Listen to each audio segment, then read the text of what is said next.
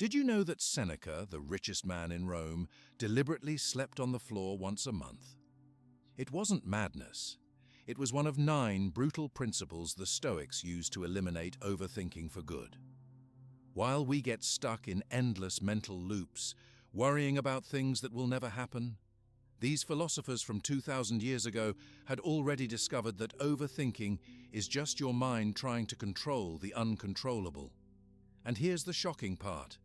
Modern neuroscience has proven they were right. These 9 principles can completely reprogram your thought patterns and give you the mental clarity you've been searching for years. Subscribe to the channel, leave your like and comment from what part of the world you're watching, because now I'm going to tell you everything. Do you feel your mind repeat the same worry over and over? Overthinking is when your mind keeps replaying fears, doubts, and questions without a clear plan to act. You may think of a problem and stay there. You think of what might go wrong. You turn through many possible outcomes and feel stuck. Your thoughts return to the same place again and again. This use of attention takes your energy. It takes time from action. It makes sleep hard. It makes small choices heavy. Overthinking does not mean you are weak. It means your attention is busy with many small, unhelpful loops. These loops start for simple reasons. You try to control things you cannot control. You want more certainty than life will give. You hold many wants at once. You carry mixed messages inside your head. You do not always have a small plan to act on. When the mind has no clear next step, it keeps turning the same questions. The mind is built to solve problems. When it cannot find a small step to try, it keeps trying the same thought. This is where Stoic practice helps. Long ago, Stoic thinkers trained their minds with strict habits. They created simple practices to steady attention. They used small tests each day to shape their response to difficulty. Seneca, a Stoic writer, used one strong test. He chose to sleep on the floor on certain days. He did this to meet lack of comfort on purpose.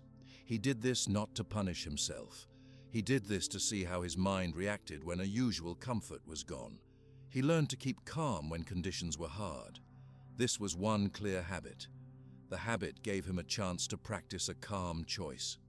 Stoic training gives the mind repeated chances to act clearly instead of running thought loops. The plan in this book is simple and strict. It uses many small skills. There are 9 Stoic rules that work together. Each rule is a short skill you can learn by doing a small action each day. Each skill has one tiny practice to try for 1 week. The small action is brief and clear. It fits inside your daily life. It does not demand long time. It gives you steady practice so your mind builds new habits. The aim is not to stop all feeling. Feeling is part of life. The aim is to stop useless thought loops that waste energy and hold you back. The aim is to give the mind space to choose a clear action when a real problem appears. When the mind is less tied to repeating worry, it notices simple steps. Then it acts. Action gives new facts. Facts calm the mind. The rules teach how to see what you can change and what you cannot. The rules show how to act on the changeable part and accept what you cannot change. The rules teach how to make small tests and how to build short routines that bring steady attention. Begin with one clear choice. Pick one rule to try for 1 week. Pick one tiny action tied to that rule. The action must be short and specific. Keep the action under 5 minutes. Choose a cue to start the action. A cue can be waking up, sitting at a table, or walking to work. Do the action at the same cue each day. At night, write one sentence about that day. The sentence can be one short note. It can say what you tried and what you noticed. It can say a small win or a small slip. Do not call slips failure. The sentence is a plain fact. Use the sentence to learn. This short note builds a record. The record shows small changes over days. The practice is a steady loop. You do a simple action each day. You note a one-sentence result. You do not judge yourself. You keep the work small. You repeat each day. Repetition trains the mind. The more you repeat a small action, the more the action becomes easy. Over time, the action no longer needs much willpower. It becomes habit. Habits change the brain. Modern brain science shows that repeated actions build new connections in the brain. When you repeat a small action many times, the brain strengthens the path that supports that action. The parts of the brain that respond quickly to worry can become less reactive. The parts that hold attention and guide action grow stronger. This means your mind will react less to stress and will choose clearer actions more often. These changes do not happen overnight. They happen with steady, small acts. A few minutes each day can add up into real change over weeks and months. Keep the actions simple so you can repeat them. A short action may be 1 minute of breath counting in the morning. It may be one sentence spoken out loud naming the fact you cannot change today and one small step you will take. It may be one short test of a plan, such as sending a brief message or saving a small amount for one day. The form of the action does not matter as much as its clarity and repeatability. Choose a clear cue. Choose a clear step. Choose a short time to do it. Keep it steady for 1 week. After a week, the action will feel more natural, or at least clearer in your day. If it still feels hard, keep it for another week. Do not rush into many changes at once. Some people expect fast results. They want the mind to stop worrying in a day. This is rare. Training the mind is a slow, steady process. It is steady work. The small actions in this plan are designed to be easy to start and easy to keep.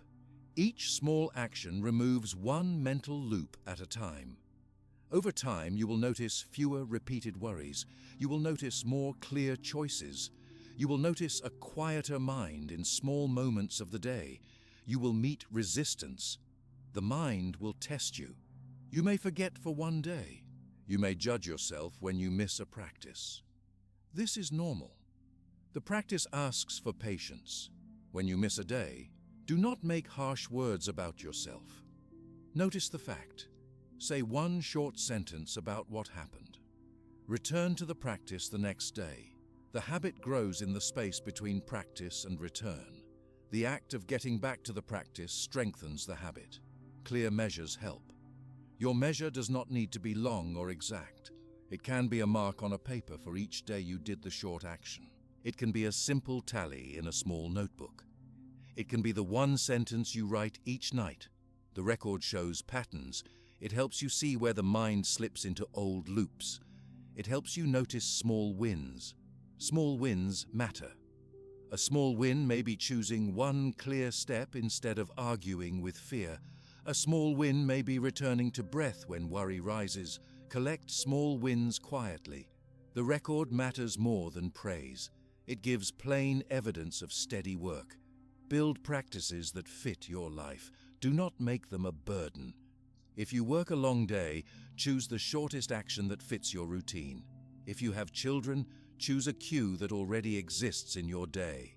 If you move between places, pick a portable practice you can do in a few moments. The practice must be short enough to do in a real-life pocket of time. Each rule in this plan has one simple practice to try. Each practice trains a single skill. The skills join into a steady set. They help you to accept the unchangeable, to bring attention to the present, to limit worry about future events, to set clear values, to accept loss, to test plans with small experiments, to reduce desire, to build short daily rituals, and to practice silence. You do not need to do all rules at once. You start with one. When one rule becomes easy, add another. The small steps stack over time. Practice with clear words. Use a short sentence to name facts. Name feelings and facts separately. A fact is an event you can point to. A feeling is what you feel about that event. Saying a fact out loud steadies the mind. Saying a feeling out loud lets it move through you. For example, you can speak one sentence that names a fact. You can then speak one small action step. This simple move clears space for action. The move also trains your mind to see what is fixed and what you can change. Testing is part of the plan. Do not only plan inside your head. Try one small test and record what happens. Tests give real data. Real data breaks endless guessing. If a test shows you need a new step, change the step and test again. Tests are short. They are designed to give a quick result. A test may last one day or 1 week. Keep every test small. The aim is simple evidence, not a heavy result. Reduce desire where it feeds thought loops. Wanting many things at once creates many small plans and much worry. Keep a short list of 2 or 3 things that matter most to you. Use those items to make clear decisions. When a new want appears, ask if it needs to be added to your list now. If not, delay the want for a fixed time and observe how your mind responds. Small fasts from one want for 1 day can show how desire drives thought. These steps calm the engine of rumination. Short rituals steady the day. A ritual is a small repeated act that signals the brain to slow and focus. Choose one clear ritual and repeat it at the same cue each day. Keep the ritual brief and repeat it for 1 week. A small ritual that fits your life will save energy later because the brain spends less time deciding what to do. Rituals also give you steady moments of practice for attention. Silence is a key part of this work. 5 minutes of quiet practice each day can help you notice useless loops earlier. Sit quietly for 5 minutes. Turn off devices if possible. Watch thoughts without force. Say a short word in your head when a thought arises and then return to breath. Do not try to make thoughts stop. The work is to watch them and let them pass. Over time, silence gives room for clear choice. Do not confuse control and acceptance. Control is acting on what you can change. Acceptance is letting go of what you cannot change. The two actions are joined. Acceptance does not mean giving up on action. Acceptance opens space to act where action will help.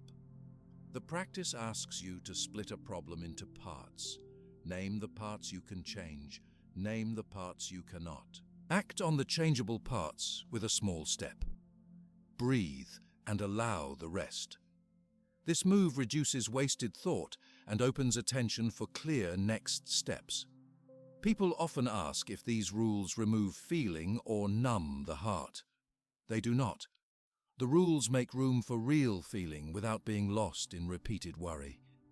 When you accept what you cannot change, you still feel loss or anger or sadness. You name the feeling and allow it. You also find small support steps to move forward. When you focus on the present moment, you do not erase memory or plans. You simply train your attention to return to the present when thought runs away. Each rule asks for one small habit that keeps the mind present and able to choose. Take a small first test now. Choose one rule that feels possible. Choose one tiny action tied to that rule. Decide on one cue and one short time to do it. Do the action today. At night, write one short sentence about what you did and what you felt. Keep the sentence plain and factual. Repeat the practice every day for 1 week. If you miss a day, return to the practice the next day. Keep the work small and steady. This plan is simple and strict. It asks for small acts over many days. It asks for patience and plain records. It asks that you stop calling slips failure. It asks you to learn from small evidence. The work is steady. It builds new paths in the brain that support calm and clearer choice. In time, you will have a mind that reacts less to stress and that moves more often to simple action. The first rule in this set teaches how to accept what you cannot change. The first skill asks you to notice what is fixed and what you can change. When you learn this skill, you stop spending most of your attention on things you cannot move. You do one small action and you let the rest be. The first practical move is simple. Each morning, name one thing you cannot change today. Say it out loud or write it down. Then name one small thing you can do about the day. Say or write that action. This morning habit takes only a moment. It trains your mind to split a problem into two clear parts, the part you must accept and the part you can act on. Start with clear words. Say a plain fact first. A fact is what happened or what is true now. After you say the fact, name how you feel about it. Use a short word for the feeling. Then choose one small step you can do. For example, if a meeting was cancelled, say the fact, the meeting was cancelled. Say the feeling, I feel annoyed. Then state one small action. I will send one message to set a new time.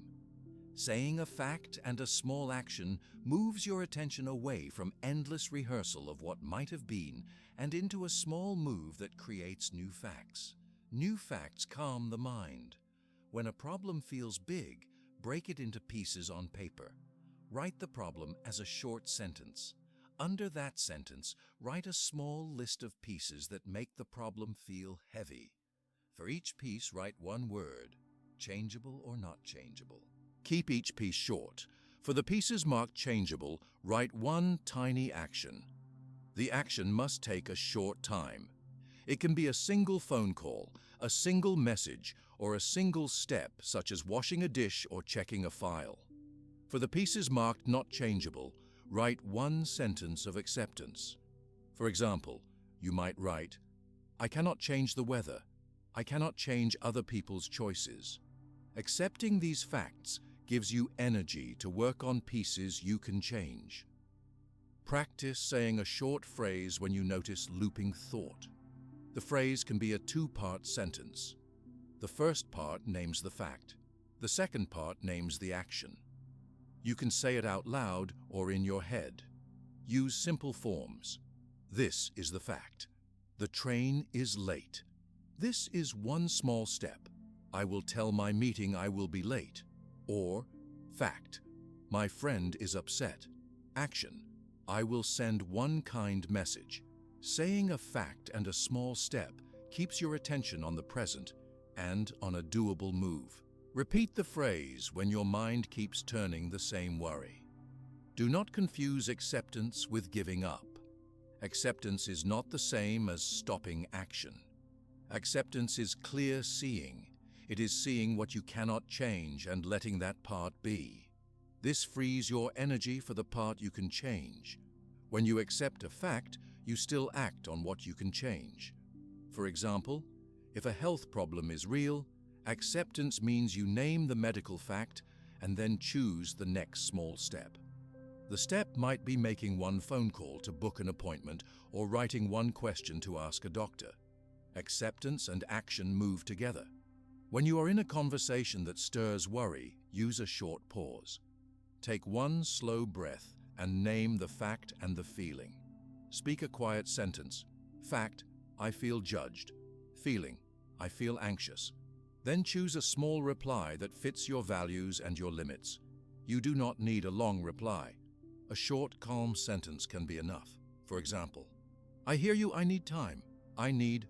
This move slows the inner loop and gives your mind a small, clear job. You will not need to replay the scene in your head later if you have a clear next step. Use the morning habit and also use it in short moments during the day. When your chest tightens or your mind replays a worry, stop and name one fact. Ask, what part of this I can change and what part I cannot? Speak the fact and one small action. The action may be to breathe for 1 minute, to make one phone call, or to write one sentence. Keep the action short so you can do it now. The point is to shift from thought only to a small move that makes new facts. You can create a simple phrase to train the brain. Keep the phrase short and repeat it each time worry returns. A simple phrase can be fact and action. This phrase reminds you to name a fact and make one small step. Practice the phrase in calm moments first so it becomes easy. Then use it when stress rises. The phrase will help you split the problem into parts and lower mental noise. If you find it hard to identify what you can change, use a clear test. Ask, Can I change this by doing one small thing in the next hour? If yes, that part is changeable. If no, that part is not changeable now. Mark it as not changeable. For parts that are not changeable now but may be changeable later, write a future question. When could I act? Then choose one small thing you can do now to prepare. This keeps your mind focused on what you can change at this moment and reduces endless simulation of the future. Write one short sentence each night about the habit.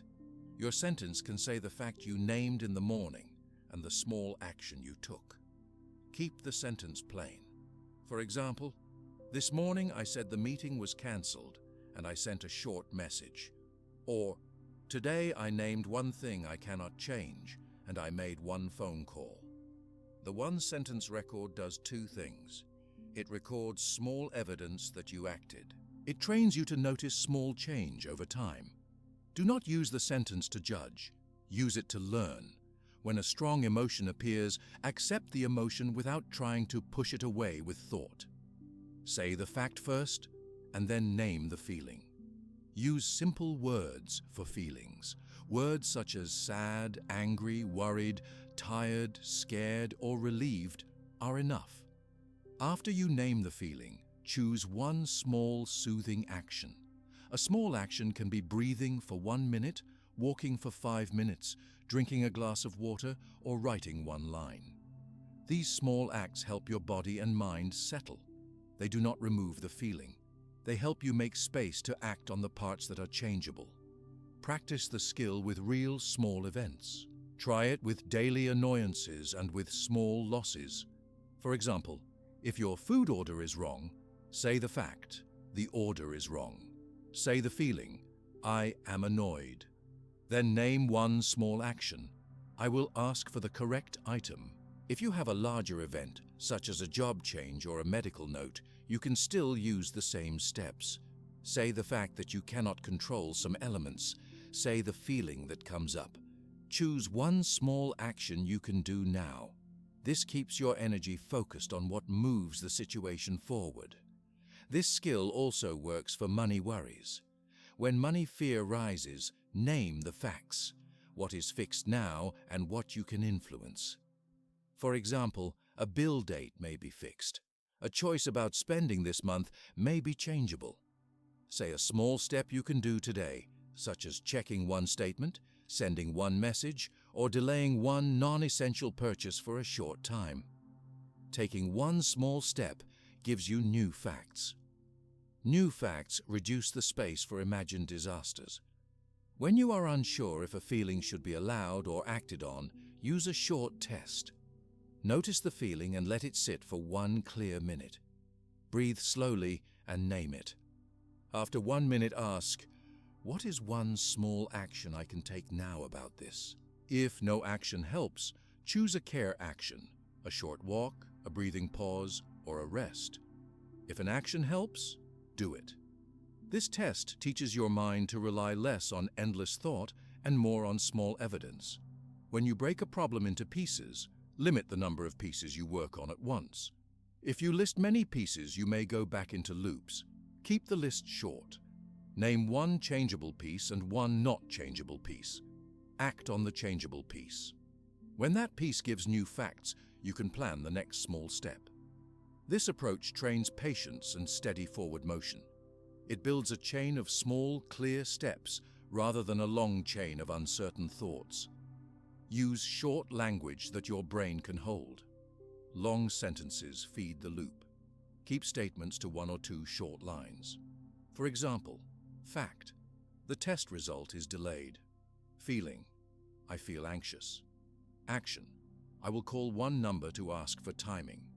This brief pattern is easy to remember and to repeat when needed. Repeating it trains the brain to stop spinning and to do one small thing. You can use a paper cue if you forget the habit. Put a short note where you will see it in the morning. The note can say 2 simple words. Name a fact, do one small action. When you see the note, stop for a moment. Say a fact and pick one small thing you can do that day. The paper cue is not a long plan. It is a simple prompt to practice acceptance and action. When you practice acceptance in relationships, do the same work. If another person is upset and you cannot change their mind, accept the fact that you cannot control their feelings. Name how you feel. Then choose one small action that fits your values and your limits. The small action might be to ask a calm question or to give time and space. You do not need to fix the other person. You can still act on what you can do to help or to protect yourself. Acceptance removes the wasted energy of trying to control another person. When loss happens, acceptance is a clear step you can do alongside mourning. For a loss, name the fact. This is gone, or this has changed. Name the feeling you feel. Then pick one small care action for your body or for your day. Keep the care actions simple. Sleep, food, fresh air, contact with one trusted person, or a short note about the memory. Acceptance does not shorten grief. It allows grief to happen without adding endless fear about future loss. Expect resistance at first. Your mind will test the practice. It will pull you to old habits of replay and scenario building. When that happens, do the small step anyway. Say the fact and do the action. If you miss the practice for a day, do not be harsh. Write one sentence about what happened and return the next day. The pattern of return is part of the training. Repeating the small action over many days changes habit.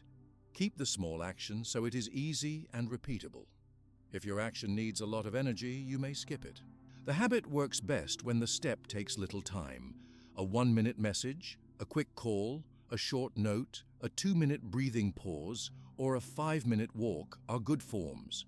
You want steps you can do even when you are tired or busy. The practice is designed to fit real life. Scientific work on habit shows that small, repeated acts shape the brain. Doing the same small move each day makes that move easier over time. When you name facts and act in a small way, you build a new pattern in the brain. The pattern reduces the power of reactive loops. The brain learns that a short, clear step follows a worry. Over time, the worry itself begins to have less hold on attention because action follows quickly. Practice this skill for 1 week as an experiment. Use the morning naming habit and the short nightly sentence. Keep your actions small each day. At the end of the week, read your sentences.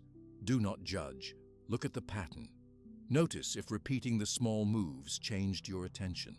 Notice if worry episodes felt shorter or if you created more small facts through action. Use the record to guide your next week of practice. If you want a short script to follow, learn a simple 2-line sentence and use it when worry rings in your mind. The 2-line sentence should name the fact and the action. For example, the fact is the meeting moved. The action is, I will set a new time. Or, the fact is the test result is delayed. The action is, I will call one number to ask for timing. Use the same short pattern. Keep the words in your head or on a small card until the pattern becomes natural. As you practice, you will notice that acceptance does not remove feelings. It makes feelings easier to hold. When you allow a feeling and choose one small action, the feeling can move through you. You will not push the feeling away with busy thinking. You will let it be, and you will still act on what you can change. This balance of feeling and action is the central point of the practice. When the urge for certainty grows, use the fact and action habit to test small steps. Certainty is rarely possible. You can still make small steps that create new facts and reduce uncertainty. When you take one small step, you get real feedback. That feedback gives you new information to choose your next small step. Over time, this steady approach gives the mind clearer evidence and less room for endless imagining. The habit also teaches a clear rule for a quick decision in daily life. When a choice feels heavy, name the fact and pick a small action that moves toward your values. A small action can be to say no to a request you do not want, to ask one question in a meeting, or to save a small amount for today. The goal is to act in small ways that build facts rather than to remain stuck in thought.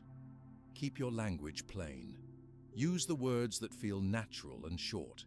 Use the same short pattern each time. The pattern trains the mind.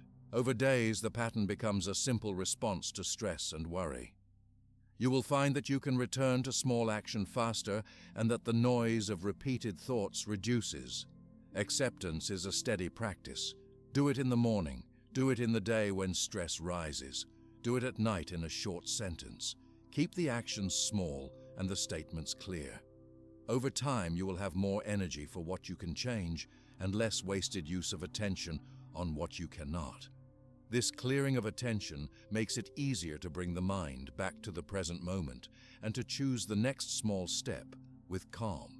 Because you now choose small actions, you can practice staying in the present moment. Can you notice what is here right now? The mind spends time in two places that make worry grow. It lives in the past, where it replays things that already happened. It lives in the future, where it plans many outcomes that may never arrive. When the mind lives in those two places, it builds loops of thought that repeat. The present moment cuts those loops. The present gives one simple place to look and to act. This chapter shows clear steps to bring attention to the here and now. The steps are short. They can be done many times in a day. They teach the mind to return when it wanders. Start small. Begin with one short check each morning and one short check during the day. A check can be 1 minute. A check asks you to use your 5 senses and your breath. The 5 senses are sight, hearing, touch, smell, and taste. Use a short script. Count 3 slow breaths. Notice how the chest and belly move. Feel the weight of your feet on the floor. Look and name one thing you see.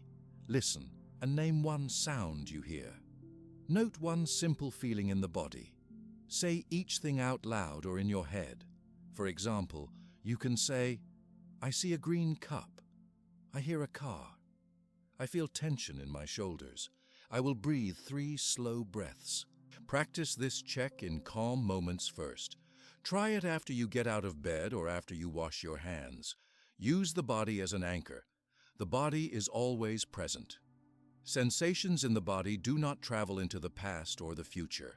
When thought drifts, bring attention back to the chest or to the feet. Feel the rise and fall of each breath. Feel where the feet touch the floor. This return is simple. You do not need to stop thought. You only need to move your attention back to the body for a short moment.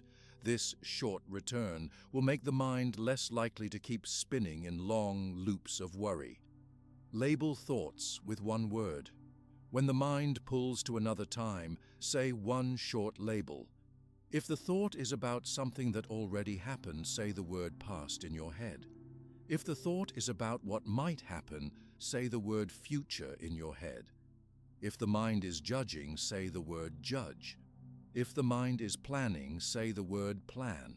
After the label, take 3 slow breaths and bring attention to one sense. The label is a simple signal. It helps your mind quit the long story and do a short check. Labeling is not a trick. It is a tool that makes noticing easier. Use it when you are walking, waiting in line, sitting in a meeting, or lying awake. Practice 1 minute of listening.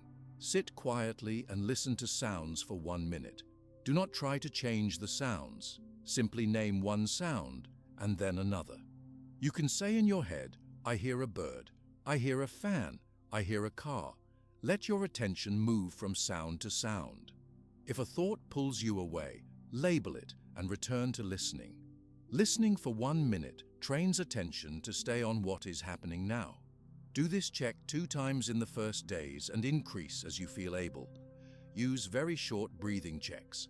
One check can be 3 slow breaths. Breathe in slowly and count 1, 2, 3. Breathe out slowly and count 1, 2, 3. Notice the pause between in and out. Notice the place where the breath touches the chest or belly. Keep the count slow and easy. This breathing check takes less than 1 minute. It is useful when tension rises suddenly. Do this breathing check before a call, before speaking, or when you notice the body tighten. 3 slow breaths can calm the body and move the mind back to the present. Do simple sight checks. Look at one small area and name what you see. Pick one color, one shape, or one object and say it in your head. For example, say, "I see a white cup. I see a wooden table. I see a bright light." Keep the naming short. This practice gives the eyes a clear job and moves the mind out of story mode into sensing mode. Use it when you are in a noisy place or when the mind begins to race. Practice the check of 3 things. Name one thing you see, one thing you hear, and one bodily feeling. Speak these 3 small items out loud or in your head. For example, I see a blue lamp. I hear a person talking. I feel my hands on my legs. Then take one slow breath. This 3-item check takes under 1 minute. It is easy to repeat many times a day and it fits into small pockets of time. Use the checks during walking. When you walk, notice each step for a moment. Feel the movement in the legs and the pressure under the feet. Name one sound you hear and one sight you see. You do not need to slow your walking to do this. Keep your normal pace and add a quick check of the body and the senses. Walking checks are useful when you feel restless or when you need to move the body. Practice checks in short waits. Waiting moments are many in daily life. Use a waiting moment to do a short present check. While you wait for a coffee, for a train, or for a meeting, do one breathing check or one 3-thing check. These short practices turn idle worry into brief attention. They also build the habit of returning to the present rather than letting thought run away. Set simple reminders at first. Use your phone or a clock to remind you 2 times a day to do a short check. Choose times that fit your day, for example, after breakfast and after lunch, or at noon and mid-afternoon. When the reminder rings, stop for 1 minute and do a present check. Later, you can add checks when stress rises. The goal is to make the practice regular at first and then natural over time. Keep each practice short. The checks are not long meditations. They are brief anchors. Keep each check under 2 minutes. Short checks are easy to do many times. They also fit into real-life pockets of time. Short practice repeated often changes attention more than one long practice now and then. Make a small script to use out loud or in your head. A clear script helps when the mind is busy. A script can be as simple as this. I breathe 3 slow breaths. I name one thing I see. I name one sound I hear. I name one feeling in my body. This script is short and simple. Use it until it becomes automatic. When the script becomes natural, you will begin to use it in many small moments without thinking about it. Notice thoughts without force. When a thought appears, do not fight it. Do not push it hard. Gently say a label such as thinking and return to the breath. The practice is not about emptying the mind. It is about shifting attention to what is present and letting thoughts move through without attaching to them. Over time, you will notice thoughts arrive and pass more quickly. Use the body to notice emotions. When you feel fear, anger, or sadness, stop and ask where you feel it in the body.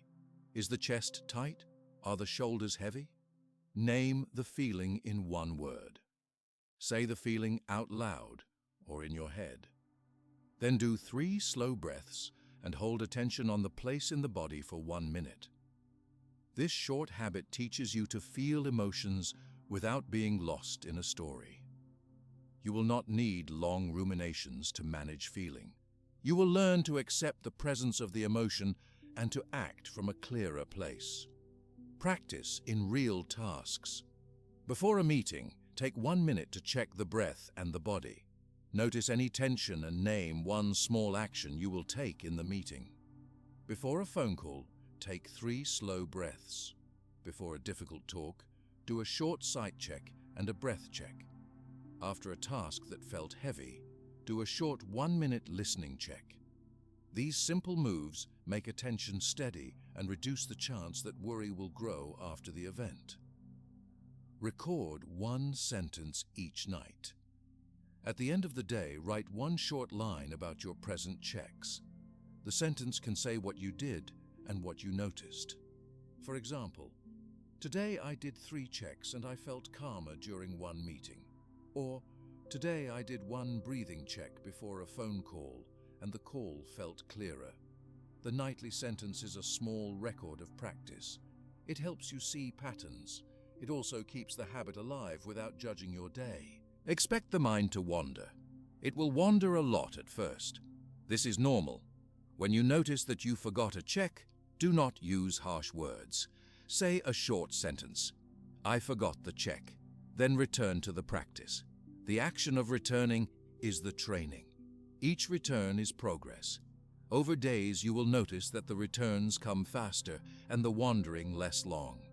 Change the checks to fit your life. If you have a job where you cannot speak out loud, use the script in your head. If you are near other people and prefer not to do long breathing, do a quick body check by feeling the feet. If you travel, use a small portable check such as 3 slow breaths in the airport. The checks must be flexible enough to fit real routines so you can repeat them. Use very short labels to stop long stories. Words such as past, future, thinking, feeling, planning, and judging help you notice quickly. Use the labels gently. After a label, return to a sense. The sense can be the breath, the feet, or a sound. This small skill trains the mind to notice its direction and to choose a new focus. When you practice, do not expect dramatic feelings to disappear immediately. The checks will not erase strong emotion. They will make it easier to hold the emotion without getting lost. They will make it easier to choose one small action after the emotion settles. A strong emotion may still need time. Use the checks to create 2 kinds of space. One kind of space lets the body settle a little.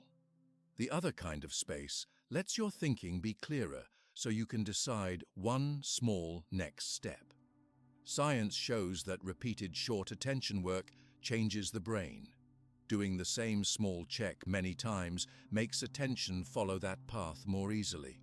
The parts of the brain that calm worry become less loud. The parts that focus attention become stronger.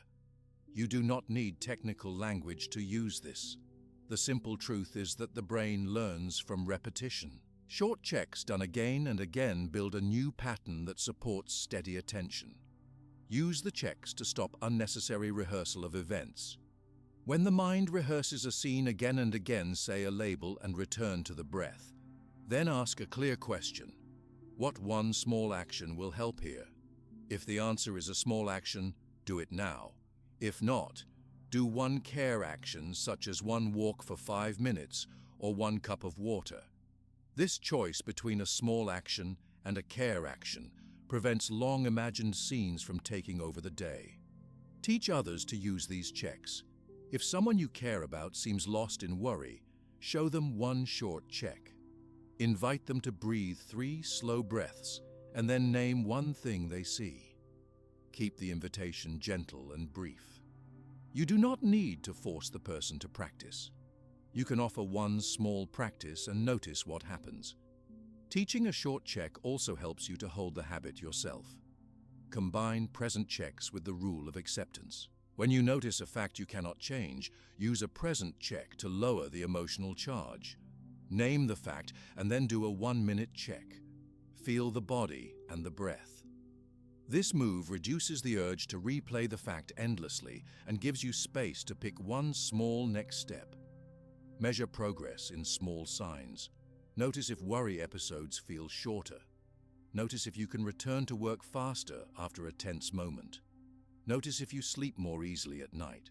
These small signs show that the checks are working. Keep the practice simple so you can see these signs clearly over days. If the practice feels hard, reduce it. Do one short check a day instead of many. Keep the check easier and more repeatable. The most important part is steady repetition. A tiny daily check is better than a large practice you cannot keep. Build the habit slowly and do not rush the process. Practice for 1 week as an experiment. Use 2 simple checks each day for the first week. Write 1 sentence each night about what you did and what you felt. After 7 days, read your sentences and notice any small differences. If the practice feels helpful, keep it another week. If it feels hard, make the checks shorter or move their time to fit the day better.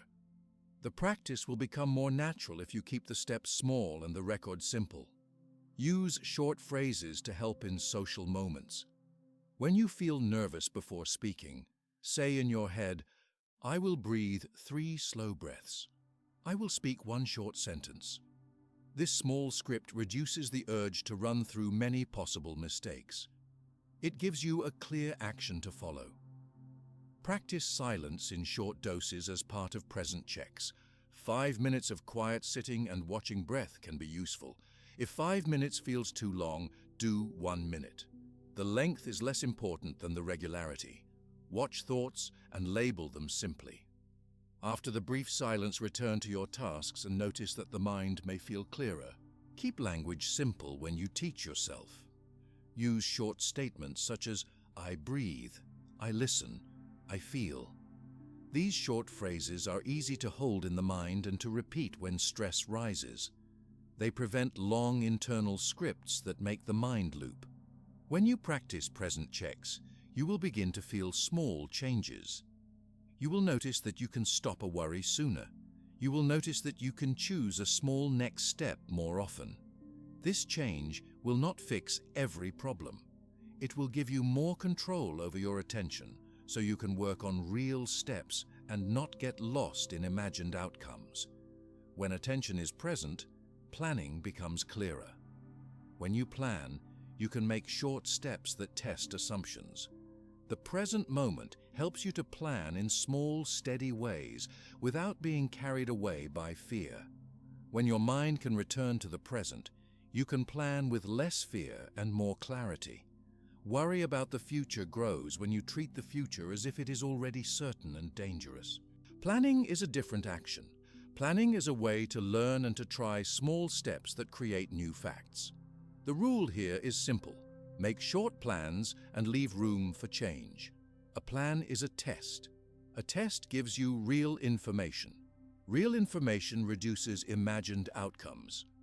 First, notice the difference between worry and planning. Worry makes long stories in your head. Worry asks many questions without action. Planning chooses one small action you can do now and sets a short time to watch the result. When you plan in small steps, you trade endless guessing for simple experiments.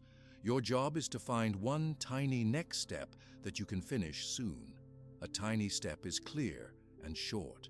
It fits into real life. It gives you a fact you can use. Choose one clear next action for each goal you care about. Make the action specific. Make it small enough that you can do it today. Make it measurable so you can see if it happened. For example, if your goal is to find a new job, a tiny next action can be to send one short message to one contact asking for a referral. If your goal is to improve sleep, the action can be to try one breathing check for 3 nights in a row. If your goal is to save money, the action can be to move one small amount to a savings place today. These small steps are not promises to solve the whole problem. They are tests to give concrete results. Set a short time limit for each test. 1 week is a good start. A 1-week test is short enough to act and long enough to see a first result. If 1 week feels too long, choose 3 days. If 1 week feels too short for the task, choose 1 month. The key is to pick a date that you will use to read the result. When the time limit ends, ask a simple question. What did I learn? Use the result to make another small step or to change the plan.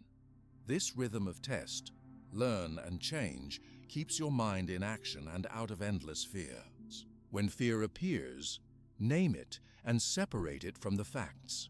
Ask, what is real now? What am I imagining? Write both down in short phrases.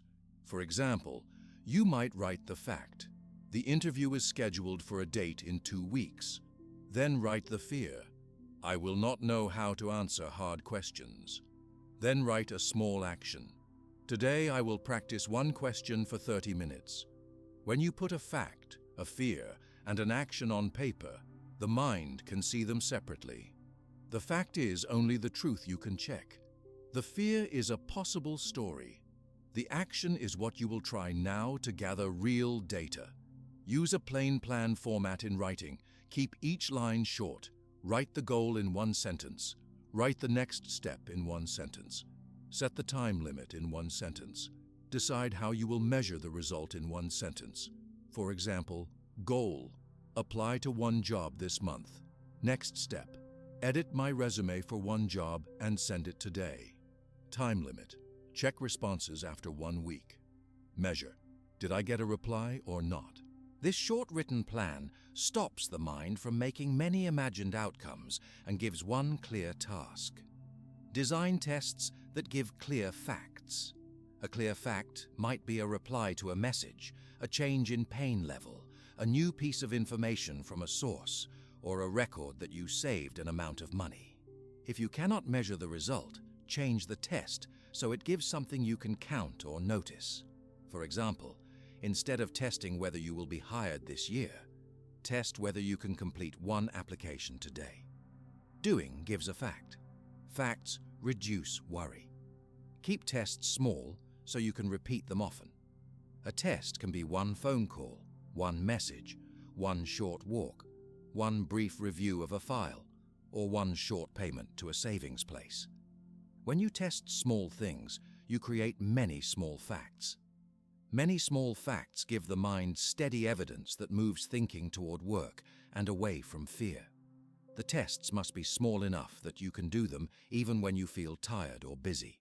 When energy is low, small tests are possible. Big tests are easy to avoid, and they feed worry. Write a short nightly check. Each night write one sentence about your plan. The sentence can say which step you did and what you noticed. For example, today I messaged one contact about a job and I learned one new connection. Or, today I saved a small amount and I feel more in control. Or, today I did not do the step. Tomorrow I will try again with one change.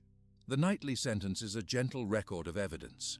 It helps you see small change without judging yourself. Do not call a missed step a failure. Call it data. Use it to pick a new small step. When a plan fails to give the result you expected, treat the result as learning. Ask a short question. What did I learn? Then pick one new small test. If you expected a reply and did not get one, your next test might be to ask a different contact or to rewrite your message with one clear question. If a short health test does not change a symptom, your next test might be to ask a health worker one short question. Keep changing one small thing and test again. Each test gives new facts. New facts change your next step. Use simple measures for success. Success can be one small action done, one fact found, or one new piece of information. Do not make success a total outcome that you cannot control. For a job search, success can be sending one edited application. For a relationship, success can be asking one calm question. For health, success can be booking one appointment or trying one small care action for a short time. When you set success as a small, observable action, you reduce the pressure that feeds worry. Separate planning from feelings. When fear is strong, do a short present check first. Breathe 3 slow breaths and feel your feet on the floor. Then return to the plan with a calm mind. Present checks make planning clearer and reduce the weight of imagined scenarios. Use a 1-minute pause to drop the emotion before you make a decision about the next small step. Keep plans flexible. A plan is not a promise to control the whole result. A plan is a learning step. If facts change, change the plan. Do not hold the plan as proof that you must get a specific outcome. Holding a plan too tightly creates more worry. Let the plan be a simple test that you will change if needed. Use short scripts to name fears and facts. A useful line can be, fact, this is true now. Fear, this is my worry. Action, one small step I will try now. Practice saying these lines out loud or writing them on paper. When you use the script often, it becomes faster to see what is real and what is imagined. You will not lose time arguing with the fear. Instead, you will take one small step to get new facts. Create a simple decision rule for tough choices. When a choice feels heavy, ask, what is the smallest step I can take now to learn more? If you can do one small test, do it. If no test helps, pick one care action for your body and return later. This rule stops long debates in your head. It moves you to action or to a short rest. Both choices help reduce worry.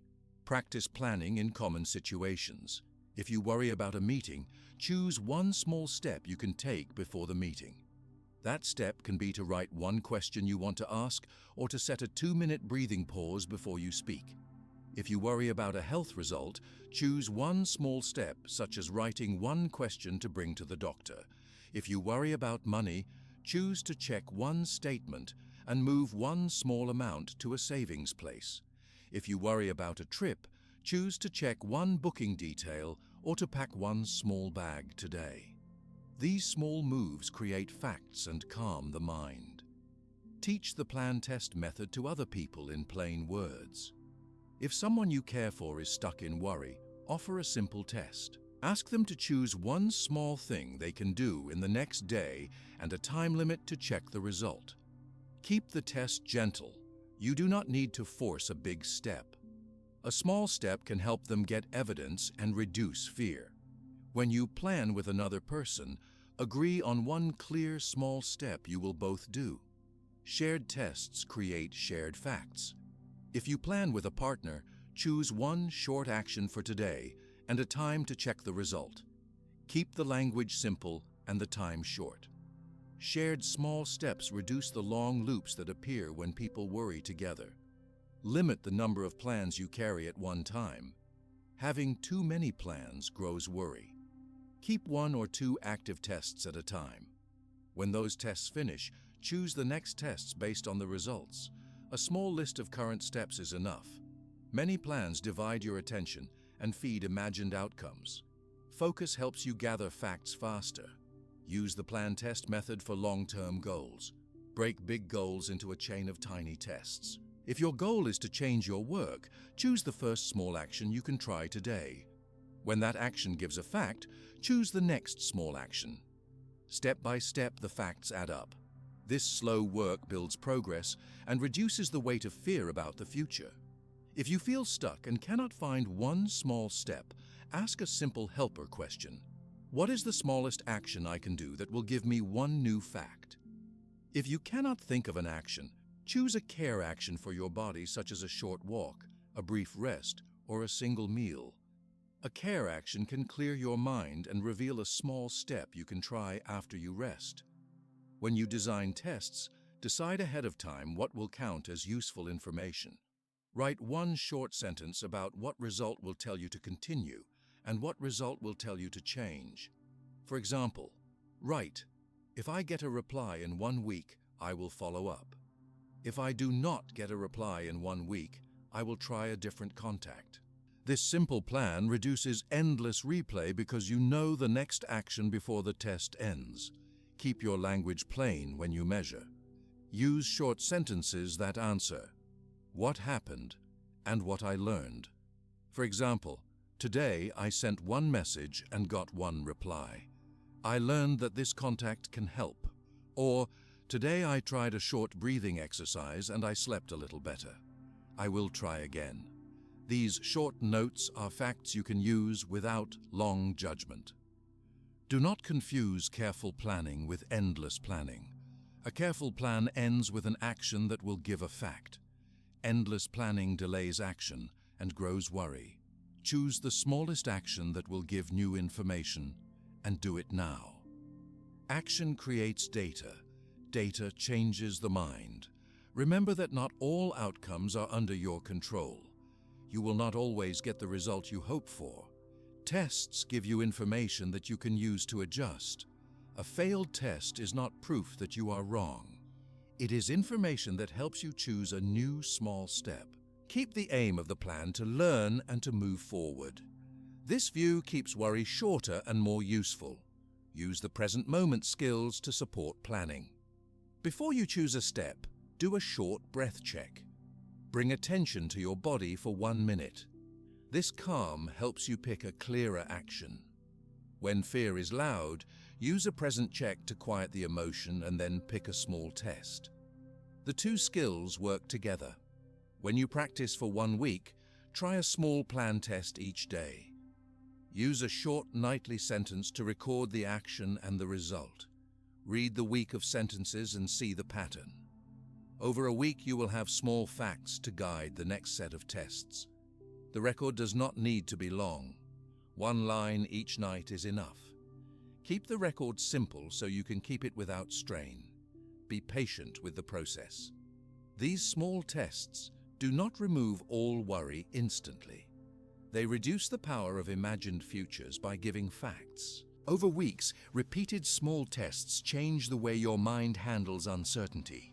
You will notice that imagined outcomes lose some of their hold and that you move to action more often. Science shows that repeated small acts change the brain. Doing short tests again and again strengthens the pathways that support attention and calm choice. The brain learns a new habit. When worry rises, take 1 small step. This change grows slowly, but it is real. The practice relies on steady repetition rather than dramatic shifts. If fear returns strongly in the middle of a test, pause and do a simple present check.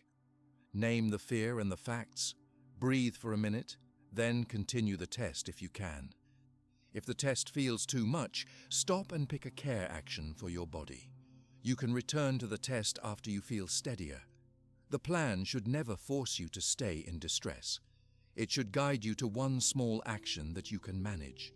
When a test produces new facts, you may need to change your next step. Use a short rule. If the test gives helpful facts, repeat or enlarge the test slightly. If the test gives unhelpful facts, change 1 small thing and test again. This simple rule keeps you moving forward with evidence and reduces the power of fear. Keep your tests honest. Do not hide small failures by pretending a test was larger than it was. Record what happened plainly. Honest records give you real evidence to choose the next step. Over time, the evidence helps you trust your ability to act, even when the future is uncertain. Make the tests part of daily life. A test can be a small habit you do each morning, or a short action you take when stress rises. The more you test, the more facts you gather. Facts calm the mind. Facts help you plan better. When you choose your next small step, think of what matters most. A small test that fits your values will feel easier to keep. A test that clashes with your values will create resistance. Choose tests that you can do honestly and that bring new information. If you do this, your steps will build into a clearer path. As you practice these short tests, you will find that thinking about the future becomes more practical. You will plan in short, steady moves, and you will measure results. You will learn to name fears, set a time to check, and pick the next small step based on real facts. This approach reduces the space for imagined disasters and gives you a steady way to move forward with calm and evidence. Making plans in this way also brings clarity to choices and helps you act from what matters most. When your plans are clearer and you use small tests to learn, you will need a rule to choose which tests matter. Values give that rule. A value is a short statement about what matters most to you. Values guide choices. They help you say yes and say no. They stop long inner debates by giving a clear answer to a single question. Does this match my value? Keep your values few and plain. 2 or 3 values are enough. When you carry too many values, you will have new conflicts in your mind. When you keep a few simple values, you can use them quickly in daily moments. Pick values that feel true and steady for you. Sit quietly for a few minutes and think about what is most important in your life. Ask yourself what you want more often in the day. Think about how you want to treat other people and how you want to treat yourself. Use short words for your values. Words such as honesty, kindness, clarity, and calm focus are clear. Choose the words that match your life. If a word feels vague or forced, choose another. If you cannot find 2 or 3 words in one sitting, keep trying in the next day. Do not rush the choice. A true value will feel steady when you say it out loud. Write your values on a small card or on a note in your phone. Put them where you will see them in the morning. Read them each day when you rise. Use the reading as a small ritual that takes less than 1 minute. Look at the words and say them out loud or in your head. This daily read will keep the values present in your mind. When a choice arrives, you will already have the words ready to check. The daily reading makes the values easier to use under pressure. Use a short question to test choices. When an option appears, ask in your mind, does this match my value? If the answer is yes, pick one small action that moves toward it. If the answer is no, refuse the option with a short, calm phrase. Use 1 or 2 clear sentences when you speak. For example, I cannot take this now because I need to keep my focus on a current task. Or, thank you, I will not join because I want to protect my rest time. Keep your phrases simple and steady. A quick answer stops the inner debate and frees your attention for the thing you chose. Values help in work decisions. When a new project or request arrives, say the value to yourself and then pick a small step. If your value is clarity, you can ask one short question about the deadline or the goal. If your value is honesty, you can speak one clear truth about what you can do. Use a short script in meetings. Name the value, ask one question, state one small action. Simple steps reduce the time you spend worrying about the right choice. They move you into action that fits what matters. Values work in relationships. When someone asks for more time or care, check your values and set a boundary. If your value is kindness and your energy is low, you can say a calm sentence. I want to help, but I need to rest now. Can we plan a time tomorrow? If your value is connection and you choose to say yes, pick one clear action such as setting a time to meet for 30 minutes. Values let you be honest without guilt. They let you choose a move that fits what matters to you. Values guide purchases and wants. When you feel a desire to buy or to take on a new habit, ask the value question. Does this match my value of careful spending or simple life? If no, delay the action for a fixed time. A delay can be 1 day or 1 week. Use that time to see if the want stays. Many wants pass when you give them a small pause. Use the value to decide if the purchase fits what matters or if it is a passing desire.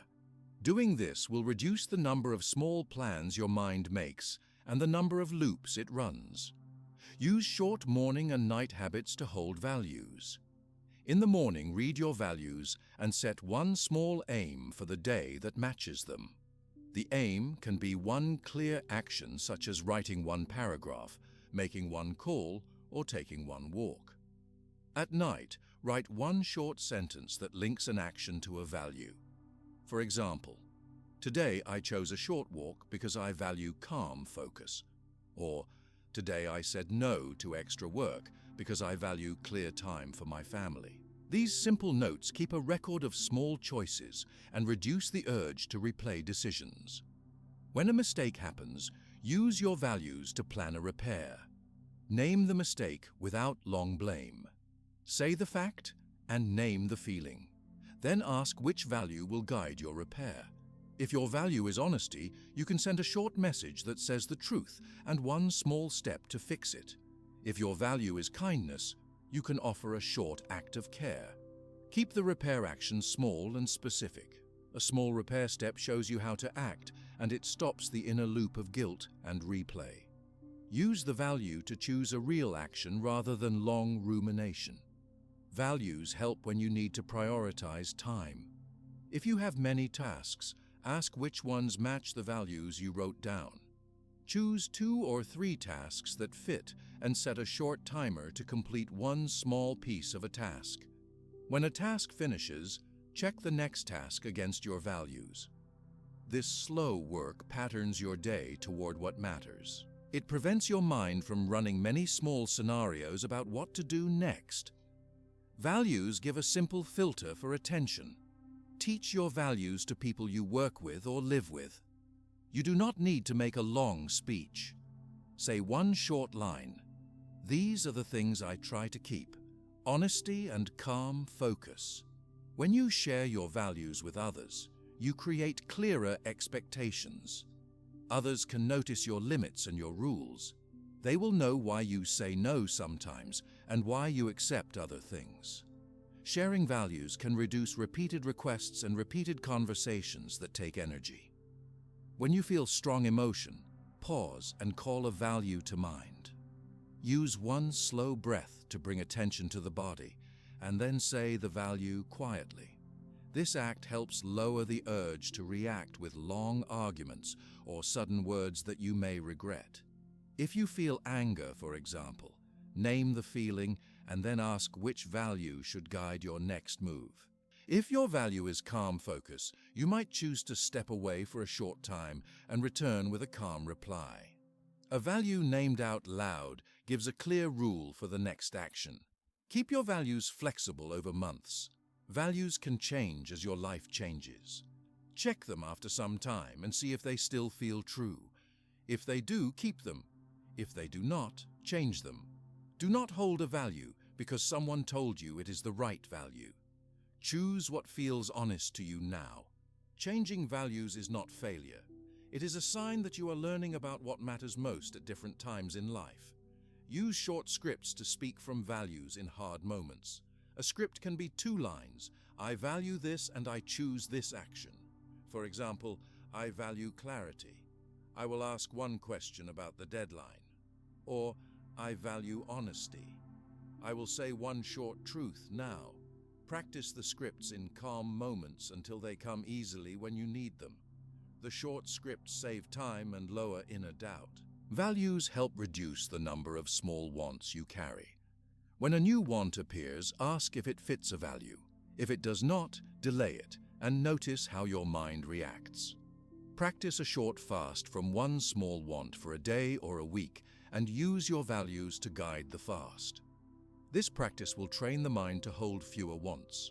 With fewer wants, the mind has less to worry about. Values give a clear reason to keep or to let go of a want. Use values to build short rituals that support them. If one value is calm focus, a ritual can be 3 slow breaths when you sit to work. If a value is kindness, a ritual can be a short message of thanks to one person each night. Keep rituals simple and short. Use them every day for 1 week to make them easier. Rituals that follow values make action steady and reduce the need to decide anew each time. Your brain will learn to move toward the action when the cue appears. When a decision splits your values, pause and ask which value matters most in that moment. Choices sometimes force trade-offs. Pick the value that fits the larger goal you carry now. Make one small action that follows that value. After you act, write one short sentence about the decision and what value guided it. Keep the note factual and kind to yourself. Over time, the record will show patterns and teach you which choices work best for your life. Do not use values to avoid feeling or to escape hard work. Values are not a shield from emotion. They are a guide for action when emotions arise. If grief or fear is strong, name the feeling and choose one small care action that fits your value. For example, I feel sad. I value connection. I will call one trusted person. This simple move brings a small action that both honors your feeling and follows what matters to you.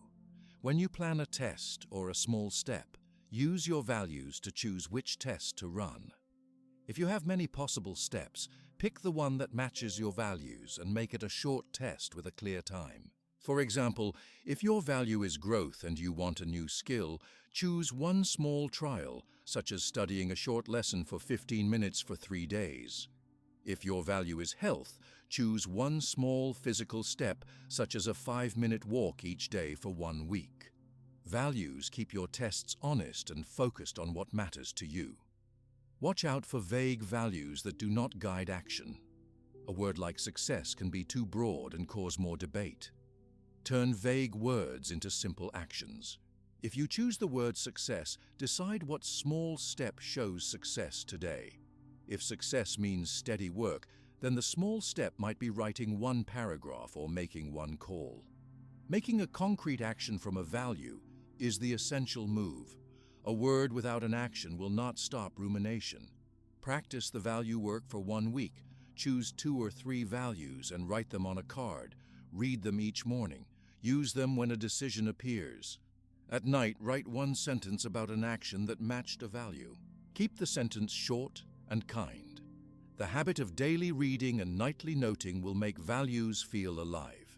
Over a week, you will see which choices follow your values easily and which choices will need different handling. When you share your values with someone you trust, ask them to remind you gently when you drift. A trusted person can say a short line such as, "Remember your value of calm focus." This small reminder can bring you back to a clear choice instead of a long inward argument.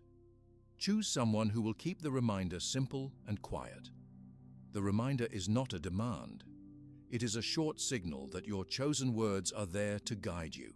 Values also help when you face loss. If something you care about changes or disappears, the values you hold will guide how you mourn and how you act afterward. A value can give you permission to rest, to remember, or to take a small repair step.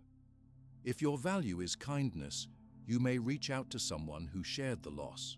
If your value is memory, you may write 1 sentence each day about what the person or thing meant to you. Values do not remove the pain of loss. They give a clear path for small actions that tend to healing and to steady living.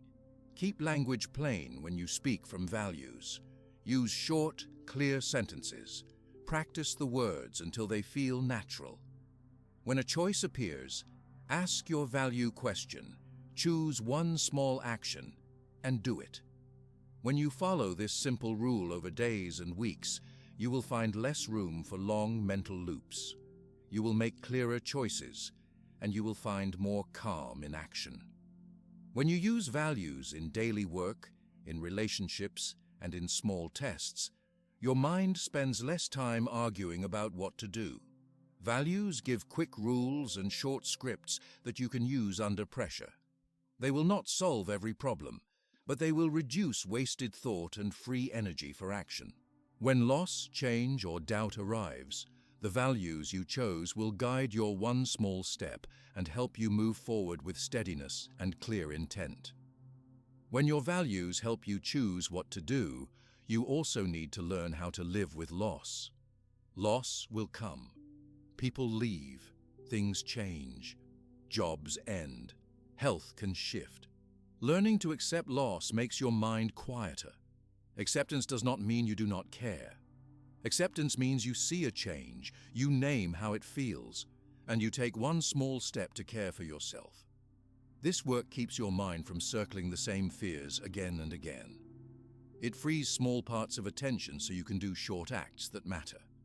Start with a small practice you can repeat. Pick 1 simple thing to let go of for a short time. It can be a small object you own, a small comfort you use every day, or 1 day without a habit such as social media. Decide how long you will let it go. Choose 1 day or 1 week. Say the plan out loud or write it down. Before you begin, name 1 feeling you expect. Use a single word: sad, empty, nervous, calm, tired, or relieved. Speak that word. Then do the plan. After you act, notice what you feel. Say the feeling again. This short loop of choice and notice trains your mind to hold loss and still move forward. When you make this practice simple, you can do it often. Give away 1 small item today. Skip 1 small comfort tomorrow. Turn off 1 app for 1 day. These small losses are not the same as big grief. They are practice. The practice asks you to notice how your body responds. Your chest may tighten. Your hands may feel restless. Your mind may start a story about what you lack. When these signs appear, Stop and breathe 3 slow breaths. Focus on the breath. Then name the feeling in one word. After naming, choose one small care step. A care step can be a short walk for 5 minutes, a glass of water, a call to one friend, or lying down for 10 minutes. Small care steps help your body and mind settle. Use plain words to name feelings. When real loss happens, say the fact first and then name the feeling. For example, say, "The job ended, I feel sad," or "The relationship changed, I feel angry." These short statements separate the fact and the feeling. Saying the fact first keeps your mind from building too many stories. Saying the feeling lets the feeling be real. After you say the feeling, choose one small action you can do now. That action might be to sleep, to eat, to take a short walk, to call one person, or to write one sentence about the memory. Keep the action small and easy to do. Create a short nightly habit of one sentence. Each night write one line that says what you named and one small action you took. For example, "Today I gave away a sweater and I felt a little sad. I walked for 5 minutes and I felt a little clearer." Or, "Today I skipped social media for 1 day. I felt restless. I spoke to one friend and I rested for 10 minutes. This single line is not a diary. It is a record that helps you see small changes over time. It makes the practice real and keeps you from judging yourself. When loss is bigger, use the same small steps but give more time. If someone dies or a relationship ends, you may need weeks or months to feel steady. Start with very short actions for each day. Eat one healthy meal. Sleep for a short time. Step outside for fresh air. Make one small plan for the day and keep it simple. For example, write one short list: eat, sleep, walk, sleep. Use this short list to guide the day. Complete one small item and then do another. Little acts collect into steady care. Ask for help when you need it. You do not have to go through loss alone. Choose one person you trust and tell them one thing. Name the fact and the feeling. Ask for one small help. For example, "I lost my job. I feel scared. Can you talk for 10 minutes tonight?" Or, "I miss her. I feel empty. Can you check in tomorrow?" People who care can do small things that help. Sometimes you need practical help, such as meals, a ride, or a small task. Ask for one clear help. Do not ask for everything at once. One small help now will ease the day. When you feel a strong wave of feeling, accept it without trying to push it away with thinking. Say the fact and the feeling. Then sit with the feeling for a short time. Breathe slowly. Let the feeling move through the body. If the body feels tight, breathe and soften. If the heart feels heavy, allow it a moment. Do not try to fix the feeling by telling yourself many reasons or by running through long thinking. Those stories will often make the feeling louder. Instead, let the feeling be a visitor that comes and goes. After one short sitting, choose one care action for the body. Keep some simple recovery moves ready for hard moments. A recovery move can be breathing 3 slow breaths, walking for 5 minutes, drinking a glass of water, lying down for 10 minutes, or writing one line about what hurt. These moves are small and clear. Use 1 or 2 of them when strong feelings appear. The moves will not erase sadness. They will help your body stay present so that feelings can move through you without trapping your attention for hours. Do not try to explain everything right away. If you keep asking why it happened, give yourself a short pause. Write the question, fold the paper, and put it away for 1 day. Then come back and look at the question. Sometimes the answer will not be clear. That is okay.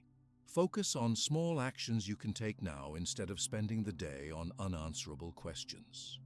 Use your values to guide the small action you choose in a hard hour. Make small rituals to hold memory and to honor what was lost. A ritual can be one simple act each day or each week. You can write one sentence about a memory each night, or listen to one song that reminds you of the person or the time you lost. You can look at one photograph for 1 minute. The ritual is not a show. It is a short, steady way to bring attention to what mattered and to allow the memory to live without taking all your time. Keep the ritual brief and repeat it in the same place or time. Repetition makes the act easy to do. When you face social pressure about how to grieve, set a short boundary and say it plainly. People may ask you to be strong, to be quick, or to move on. You can say a short line, "I need time, I will share when I am ready," or "Thank you for caring, I need a little space today." These short phrases protect your time and attention. They let you feel what you need to feel without taking on too many outside expectations. If you are worried about losing things in the future, make one small practical step to prepare. For example, back up one important file today, organize one box of papers, or write down one list of contacts. A small preparation step gives a fact. The fact reduces some immediate worry. Do not try to prepare for every possible loss. Choose one small practical step that you can do now and do it with calm. The action of preparing one small thing will free a small part of your mind. When grief lasts a long time and you cannot sleep or eat for many days, seek professional help. If you feel unable to do daily tasks for many days, reach out to a doctor, a counselor, or a trusted person. Tell them what you feel and ask for one small next step. Professional support can give one clear plan and one steady path to care. Asking for help is a small and strong action. It is a step towards steady living again. Use your values to guide your actions during grief. When a feeling is strong, ask, which value will guide a small step now? If your value is connection, you might call one friend. If your value is care, you might make one small comforting meal. If your value is calm, you might sit for 5 minutes of quiet. Values will not stop grief, but they will guide your next move with a clear reason. A clear reason makes action easier and thought quieter. Watch for a pattern of avoiding feeling by using busyness. If you find yourself filling every hour with tasks to not feel, pause and choose one small care step instead. One short break will let the feeling appear and move a little. After the break, you can return to tasks with more focus. The aim is not to stop work. The aim is to allow feeling and to give the body what it needs so your attention can return to real action. When a loss touches your identity, take very small steps to rebuild. If a job ends and you worry about who you are, do one small thing that affirms a part of you. Write one short line about what you can do today. Send one message to one contact. Edit one line on your resume or make one short note about skills you used. Small steps accumulate. They will not fix the deeper loss at once, but they will create real facts that you can use to plan the next small step. Keep a short list of small daily tasks that you can do in hard weeks. Choose simple items that help your body. Eat a regular meal, rest for a short time, walk in fresh air, wash one plate, sleep for a short block. When pain is strong, it can be hard to plan for an entire day.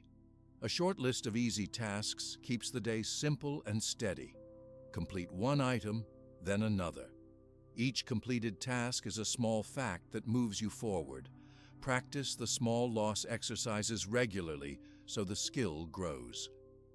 Once a week, or more often if you like, choose one small comfort to skip or one item to give away. Each practice will make it easier to name feelings and to take care steps. Over time, you will notice that your mind spends less time in fearful stories about loss. You will be quicker to accept a change and to take one small, clear step in response. When it feels right, tell a trusted person about your practice. Say, I am trying to accept small losses. Today, I will let go of one thing. This short sharing can bring support. A friend can check in and ask one simple question. How did you feel today? Their interest can help you notice the small steps you took and the small facts you gained. Use short scripts in the first hard hours after a loss.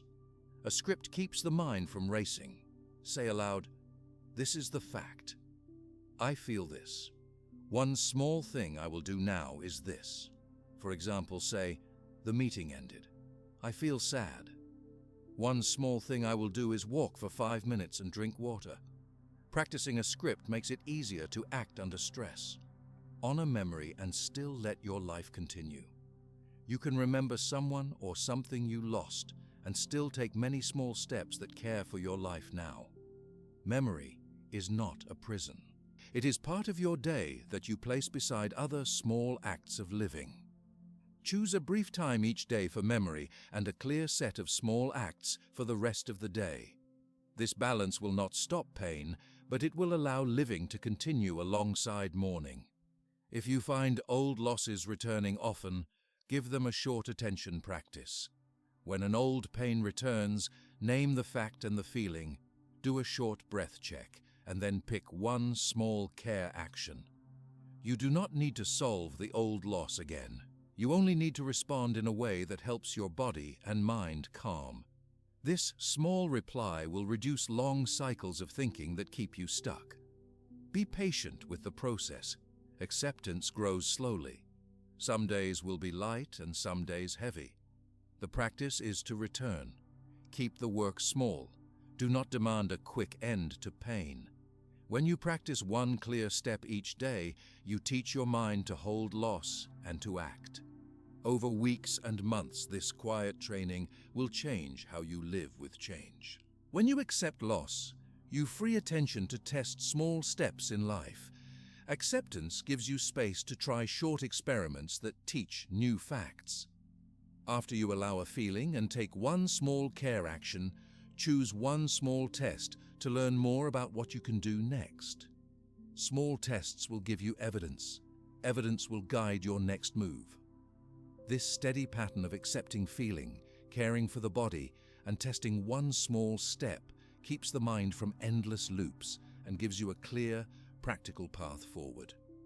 Once you let a feeling be and you take one small care step, the next move is to test your plan with a very small experiment. A test gives you a real fact. Facts calm the mind. When your mind has facts, it has less room for endless guessing. Tests are short actions that you do to see what happens. They are not big promises. They are small steps you can complete soon. A short test will help you learn and change what you do next. Think of a test as a clear question and one small thing to try. Name the question in one short sentence. Then decide one action you can do today that will give an answer. The action must be tiny so you can do it now even if you feel nervous or tired. Keep the action simple and fast. A small action can be sending one message, making one short phone call, walking for 5 minutes, saving a small amount of money, or saying one sentence in a meeting. The action must produce something you can notice. When you do the action, you will get a fact. The fact will tell you what to do next. Set a time to check the result. Choose a short time that fits the action. A good rule to begin with is 1 week as a test period. 1 week is short enough to act and long enough to see a first result. If 1 week seems too long for the action, choose 3 days. If the action needs more time, choose 1 month. The important thing is to pick a time you will stop and read the facts. When the time ends, ask one simple question: what did I learn? Write that answer down in one short sentence.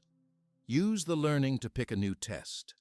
Make the test measurable in a simple way. Decide in advance what will count as a sign that the action gave useful information. Use clear measures, such as whether you sent a message, whether you received a reply, whether you walked for 5 minutes for 3 days in a row, whether you slept a little longer, or whether you saved a certain small amount. A measurable test avoids long inner debate.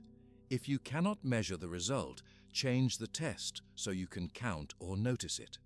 Tests work because they give real information that your mind can use. Keep tests very small to begin.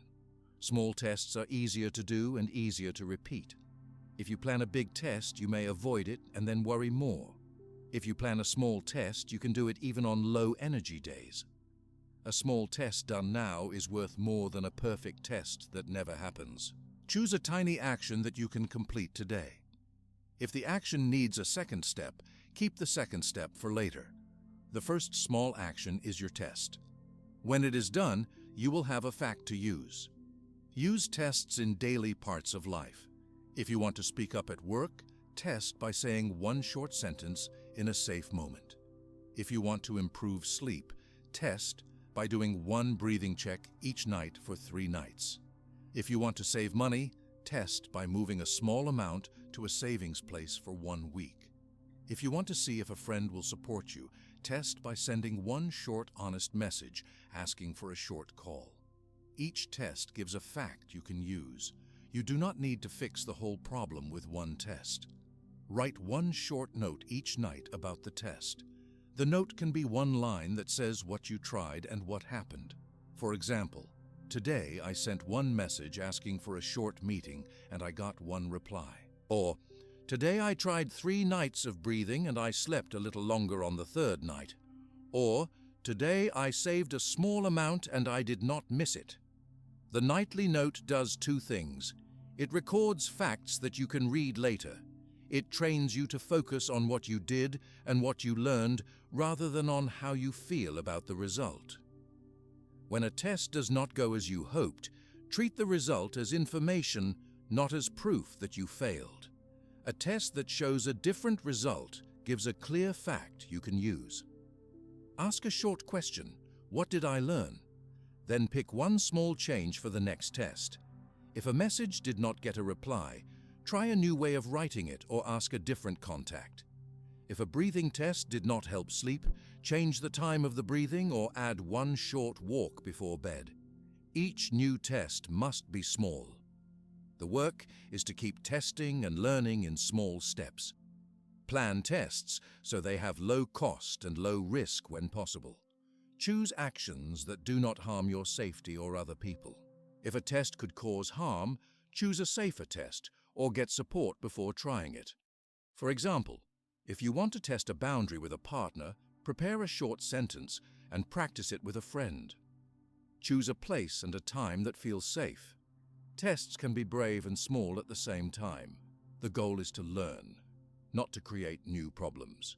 Use a simple script for tests that involve talking to others. A short script can make the action easier. You can say one sentence that is clear and honest. For example, you can say, "I want to ask one question about the deadline." Or you can say, "I would like to schedule a quick call to talk for 10 minutes. These short sentences give you a clear action to try. Practice the sentence once or twice. Then speak it when the moment comes. Afterward, notice the fact you got and write a short note. Do a present moment check before each test if fear is strong. Take 3 slow breaths and feel your feet on the floor. Look at one object in the room and name it out loud. This quick pause will calm your body and make your action clearer. When you move from a calm place, the test often feels easier to do. Present checks help you to act from a steady place and not from a tight feeling that makes the mind loop. Decide how you will measure success before you start the test. Write a simple sentence that says what you will count. For example, "I will count a reply from the person within 1 week." Or, "I will count 3 nights of breathing practice in a row." Or, "I will count walking for 5 minutes on 3 days this week." When you know what you will measure, you will not waste time imagining many possible outcomes. You will see the fact and move on. Keep one short log where you record each test and its result. The log can be a small notebook or a note on your phone. For each test, write one line that says what you tried and what happened. Use very short language. The log shows patterns over time. When you look back, you will see how many small tests you ran and what they taught you. The log is simple evidence. Evidence is stronger than guesswork. When you design a test, plan one clear next step depending on the result. Decide what you will do if the test gives the expected result and what you will do if it does not. This decision reduces long replay. For example, if you send one message and you get a reply, Your next step may be to set a short meeting. If you do not get a reply, your next step may be to ask one other person or to try a different message. Decide the next step before the test ends.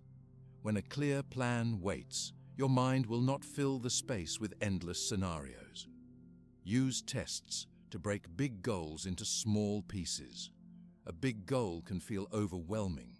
Break it into very small experiments. If you want a new job, start by sending one message to one contact. After you get a fact, choose the next small step. If you want better health, start by trying one short activity for a few days. Small experiments collect facts that help you build a path. Each small fact is a real step forward. Do not wait for the perfect test. Perfection makes action small and rare. A useful test is often imperfect but quick. The aim is to gather facts that move you forward. If the first test is rough, it still gives information. Use that information to make the next test a little better. This steady process helps your mind trust action more than endless thought. When tests involve other people, be honest and clear about your action. Tell a partner or a friend that you want to try one small thing and that you will share what you learn. This openness helps others understand your move and reduces misunderstandings. If the test affects someone else directly, ask a simple question before you act. Is this okay? If the person is not comfortable, choose a different test or ask for a small change that they will accept. Watch for fear that asks you to do nothing because a test might fail. Fear will suggest many reasons to wait. When that happens, pick a test with the lowest cost and try it now. A tiny step will give a fact and will reduce the power of fear. The action of trying is the training your mind needs. Each try builds evidence that you can act even when you feel uncertain. Use tests for social skills. If you want to speak more in a group, test one short sentence at the next meeting. If you want to accept a request less often, test one short refusal and notice the result. If you want to apologize, test one short, honest line. Social tests are real practice. They will show you how people respond and what you can do next. Keep tests ethical. Do not use experiments as ways to control or trick people. Tests must be honest and respectful. If the test involves asking for help, be clear.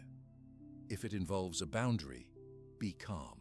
When you test in good faith, you will learn faster and keep your relationship safe. When a test gives an emotion you did not expect, make space for that feeling and then use the fact. Say the fact first and then name the feeling. Take a short care step. Then decide the next test. For example, if you asked for a meeting and the reply was delayed and you felt anxious, first accept the feeling with a short breath check. Then pick a simple follow-up action such as a short message to clarify timing. Use the test to make new facts and then learn again. When you get a small success, repeat or enlarge the test slightly. A small win gives you evidence that the action works. If a short walking test helped your sleep, try the same walk again and then add a small step such as 5 more minutes or a second day. If a message got a helpful reply, plan one small meeting. Build slowly and keep the tests short so they stay easy to do. If a test fails, do not make it mean you are wrong. Use the result to learn. Ask a simple question. What one change will I try next? Change one small thing and test again. Repeating small tests with small updates is how plans improve. Tests give you facts to use, nothing more. Facts lead to better decisions. Use tests to reduce the number of what-ifs in your head. When a what-if appears, pick one small test that will give you a real answer. Stop imagining and try one small action. The test will bring a fact that removes one what-if. When you collect many facts, you will have fewer empty scenarios in your mind. Practice running one test each week when you start. Use a short weekly rhythm so the habit of testing can grow. Record the result in one line each night of that week. At the end of the week, read your notes and ask, what patterns do I see? Use the pattern to choose the next week's test. This steady practice makes testing a simple skill you can keep.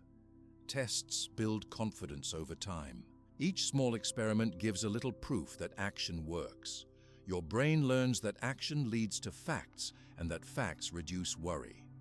Over time, you will feel more able to act in the face of uncertainty. Testing trains your mind to move from thought to action and to use what you learn. When tests seem to multiply because you want many things at once, choose the test that fits your values and your energy. One test that matches what matters most is better than 10 tests that do not. If you carry too many tests, your attention will scatter. Pick one test and finish it. Use the result to pick the next one. Keep your test record simple and honest. Write what you did and what happened. Do not make the record perfect. The record is for you and for learning. When you are honest about small failures, you will see clearer patterns and you will know what to change. If a test feels too big to try alone, break it into an even smaller step. For example, if you cannot imagine sending a message to a new person, first write the message and then show it to one friend. If you cannot speak up in a meeting, first practice one sentence in private and then speak it to one person you trust. Small preparation tests are tests too. They give facts and make the next step easier. When you test with others, agree on a short way to talk about the result. Use a simple line such as, "I tried one action and this happened." Then decide what to test next together. This simple sharing reduces repeated conversations about what could happen and moves the group to real action and facts. Tests are a tool to stop overthinking. They move the mind from endless scenarios into short, repeatable actions that produce facts. You do not need to fix everything with one test. You only need to take one small step and read what it taught you. Over time, the small tests will build a clearer path forward. As you test, you will see how many of your plans come from desire. You may notice tests appear because you want many things at once. When tests multiply because of many wants, you will have a choice to remove some wants or to test fewer things. Reducing the number of wants will make testing easier and will reduce the mental load you carry. Testing and simplifying your wants work together to make your mind quieter and more ready to act. When your tests show many small wants, the next step is to reduce desire so you can act with less noise in your mind. Desire means wanting things that are not necessary for living well in the present moment. Many small wants add many small plans. Many small plans make the mind run in circles. Reducing desire does not ask you to give up everything. It asks you to choose fewer wants and to make those wants small and clear. This gives your attention room to do the tests and small steps you already learned. It makes it easier to keep steady habits and to live by the values you chose. Start with a short daily check. Each morning, ask one question. Do I need this to live well today? Use a clear answer of yes or no. If the answer is yes, name one small action that supports that need. If the answer is no, decide to delay or skip the want for a fixed time. Keep the delay short at first. Delay for 1 day or for 1 week. Saying the delay out loud makes it real. The short morning check fits into a minute, and it begins each day with a clear rule. Repeat the check at pause points in the day when desire rises. A short habit repeated often trains the mind to notice wants and to make a calm choice. Write a list of your current wants. Do this on paper or in a short note on your phone. Write each want in a single line. Keep the lines short. After you write them, pick 2 wants to star as the most useful for your life now. These 2 starred wants are what you will keep active. The other wants you will set aside. Setting aside means you will not act on them for at least 1 week. You can move one need into starred space if it truly supports survival or major well-being. For the rest, choose one want to remove for 1 day. Choose one that feels possible to skip. This practice shows you what it feels like to have fewer wants and gives the mind experience with small loss. Try a short fast from one want as a test. One day is a good start. One day is long enough to notice the urge and to learn how your body and mind react. Pick one want you often act on quickly, such as social media, a snack, a small purchase, or a comfort habit. Decide the rule for the fast. For social media, the rule can be no app use for the day. For a snack, the rule can be no sweets for the day. For a purchase, the rule can be no new buying for one day. Write the rule and the time limit. When the day ends, write one short sentence about what happened. Use the sentence to learn and to plan the next test. Prepare a plan for cravings. Cravings will come. When they arrive, pause and name one bodily signal. Say one short sentence. I feel restless in my chest, or I feel heat in my face. Say one more thing about the want. I want to check my phone. Then breathe 3 slow breaths. After the breaths, choose one short care action. The care action can be to drink a glass of water, to walk for 5 minutes, or to breathe for 1 minute. If the craving continues after the care action, delay the want for a fixed time such as 1 hour or 1 day. Many wants weaken when you delay them a little and do a care action first. Use values to check wants. When a want appears, ask, does this match my value? If your value is calm focus, ask if this want supports calm focus today. If the want does not match your value, delay it. If the want matches your value, choose one small step to accept it. Using values as a quick filter shortens the time you spend deciding. It helps you say no with a clear reason and say yes with a small action that fits what matters to you. Change the environment to help reduce desire. Remove easy access to small wants. If you want to stop buying many small items, remove saved payment information from a shopping page and unsubscribe from promotional messages. If social media is the want, turn off notifications and move the app off the main screen for 1 day. If snacks draw you, move them to a box that you store in another room. Make one small change at a time so the change is possible to keep.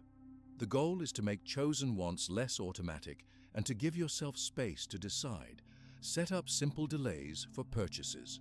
When you want to buy something not star-marked, write it on a list and delay the purchase for 1 week. At the end of the week, ask the one question you used in the morning. Do I need this to live well today? If the answer is still yes, then allow the purchase with one small limit. If it is not a need, remove the item from the list. The delay gives the mind time to cool and reveals which wants are short flares and which are steady and useful. Make short replacements for strong wants. A replacement is a small, healthy action you will do when a want appears. For example, when you want to scroll on your phone, you can choose to walk for 5 minutes, to do a 1-minute breathing check, or to write one short sentence in a notes app. The replacement action must be easy. It must also be something you can do in the same moment. Practicing replacements makes it easier to stop an old habit and to build a calmer response to desire. Record one short sentence each night about your fast or delay. The sentence can say what you stopped and what you felt. For example, today I did not use social media for 1 day. I felt restless for an hour, and then I felt calmer at night. Or, today I delayed buying shoes for 1 week. I did not miss them. These short nightly notes are records of evidence. Evidence helps your mind learn facts instead of living in imagined scenes about what will happen without the want. Use a test frame for each fast. Treat a fast as a test that will give one clear fact at the end of the time. Decide what counts as a result before you start. For example, your test result can be one sentence such as, I did not miss the want, or I found a different small action helped. When the test ends, read the result and plan the next small step. This approach keeps the fast practical and focused on learning, not on punishment. Watch the body for signals of withdrawal. When you stop a frequent want, you may notice more noise in the mind at first. Your mind may ask for the want more strongly. This is normal. Name the feeling in one short word. Use care actions. Breathe 3 slow breaths, walk for 5 minutes, eat a nourishing snack if you are hungry, or rest for 10 minutes. Do not push the feeling away with long thinking. A short care action helps the body settle and makes it easier to continue the fast. If you break the fast, do not judge yourself harshly. Write 1 sentence about what happened and what triggered the break. Ask a short question. What small change can I make to the test so it is possible next time? Maybe the social setting was hard. Maybe you were very tired. Change 1 small rule and test again. A broken fast is data. Use it to learn. Restart the fast when you feel ready. Use money experiments as a way to reduce desire. Choose a small saving test for 1 week. Move 1 small amount into a savings place each day for 1 week. At the end of the week, write 1 sentence about how it felt. The goal is not a large sum. The goal is to practice choosing a small restraint and to collect a fact that you can use for future choices. Small saving tests will show you that you can act without immediate consumption. Teach 1 person your plan. If you live with someone or have a friend who supports you, share 1 rule you will try for 1 day. Ask them to check in with 1 short question at the end of the day. A small social support can help you keep a fast and can provide perspective. The check-in should be brief and kind. It can be 1 question such as, how did the day go with the no social media rule? Keep the check-in focused on facts and not on emotion. Practice a simple star rule each week. Each week, write your list of wants and star 2 that matter most. Keep those 2 and delay or fast from 1 other want for a set time. At the end of the week, read your notes and decide if you want to keep the same starred wants or change them. This weekly rhythm helps you to simplify steadily without forcing a large change. Repetition over weeks reshapes how you spend attention. Use the questions that help you sort need from want. Ask, will not having this thing hurt my basic living today? Will this want help me do 1 action that follows my value? Can I delay this want for 1 day? If the answers are no, delay or skip. If the answers are yes, choose 1 small step that respects the want and keeps it small. Clear questions reduce long wandering thoughts and give fast rules for action. Make use of short timers for delays. If you want to delay a purchase, mark a date in your calendar for 1 week from now. Do not open the purchase page until that date. If you want to delay a snack for 1 hour, set a timer for 1 hour. When the timer ends, check again. The timer is a simple tool that turns the delay into a small test. It makes the delay a fact you can control. Notice the feelings that drive wanting. Many wants are driven by boredom, sadness, or a need for social contact. When you notice such a feeling, stop and name it. I feel bored or I feel lonely. Then take 1 small care action that suits that feeling. If you are bored, do a 5-minute walk. If you are lonely, call 1 person for a short check-in. Choosing an action based on the feeling reduces the pull of a want that only fills a moment. Limit the number of active wants you have at one time. Too many active wants make the mind busy. Choose 2 main wants that you will keep short and present. The rest you will delay or remove. When you keep only a few active wants, you can do small tests and build small rituals that support those wants. This focus reduces the load on attention and increases the chance you will complete what matters. When you receive gifts or when others push you to accept many things, speak a short line that follows your rule. You can say, "Thank you. I will think about that for 1 week." Or, "I appreciate this, but I cannot take it now." These short responses help you keep your limits without long debate. They respect others and protect your attention. Combine desire reduction with values and with tests. Use your values to choose which wants to keep. Use tests to try small delays and fasts. When a fast gives a clear fact, use that fact to change the next step. This 3-part loop of values, test and delay, is simple. It is also steady. Over time, It reshapes the way you respond to desire. Use the present moment checks you practiced earlier to survive hard cravings. When a want hits strongly, do a 1-minute present check. Breathe 3 slow breaths, feel your feet on the floor, name one sound. After the check, ask your need question. This pause helps you not to act automatically in a moment of high wish. The small pause gives the brain one clear job and reduces the chance that a short feeling will become a long regret. Track progress in a simple way. Use one small notebook or one note in your phone. Each day, write one short line. What want you delayed and one feeling you noticed. Read the notes after 1 week and ask, did I feel less busy? Did I save time or money? Did I learn something about how my mind acts? Use the answers to adjust the next week. Keep the record small and factual. If you feel pressure from culture or friends to want many things, hold to your values and speak a short truth. You can say, I prefer less now, or I am trying a pause. These short lines will not change the whole world, but they will keep your attention where you want it. Practice the words in calm times and use them in moments of pressure. When desire is tied to deeper needs, treat it kindly. Some wants come from pain, from habit, or from loss. Name the deeper feeling and treat it with care. For example, if you want many things because you feel empty, start with one small care step each day, a short walk, a small meal, or a call to one trusted person. Care actions support the deeper need and make desire reduction possible. Be patient with the process. Reducing desire is slow work. Expect days that feel lighter and days that feel heavier. The important move is to return to the simple tests and the small delays. Each time you practice a delay, you are training your attention.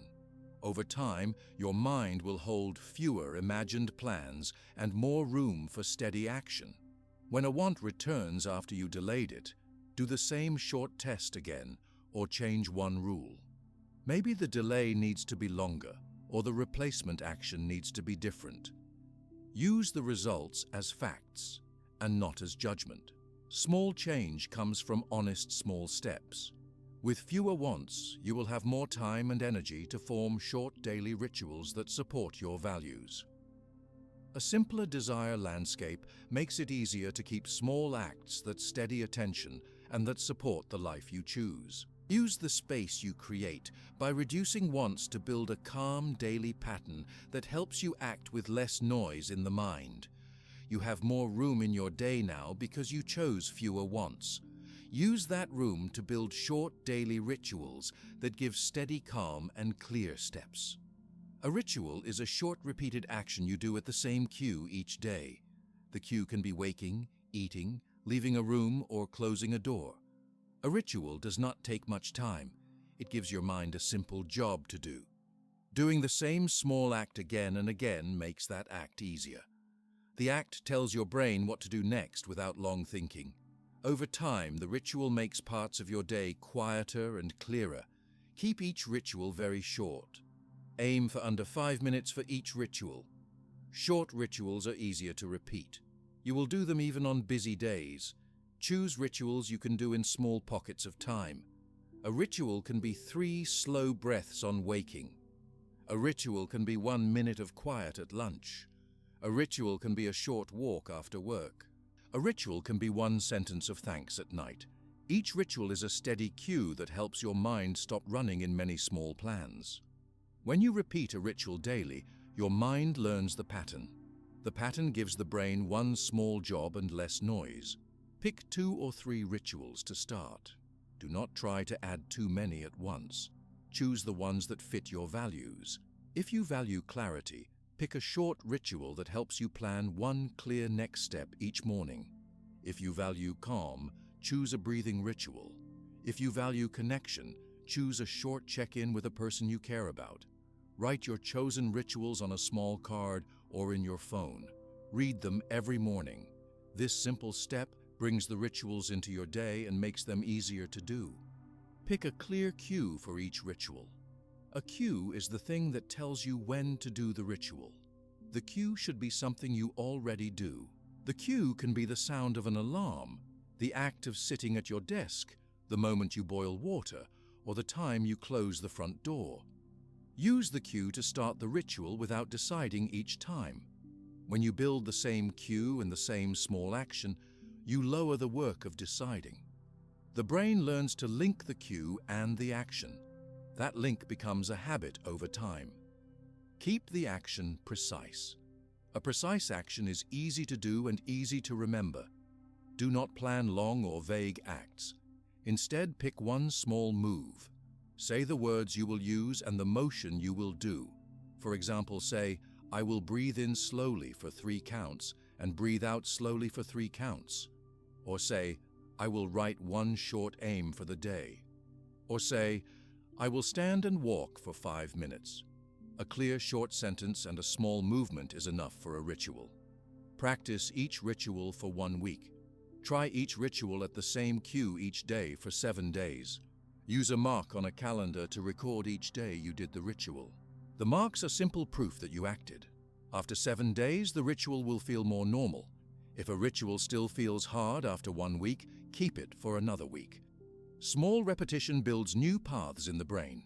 Over weeks, the small acts require less willpower and become natural.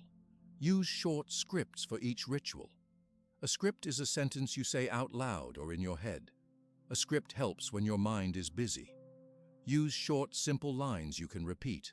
For example, use 3 slow breaths, or use 1 sentence today, finish a small step, or use 1 sentence of thanks, "I am grateful for this small thing."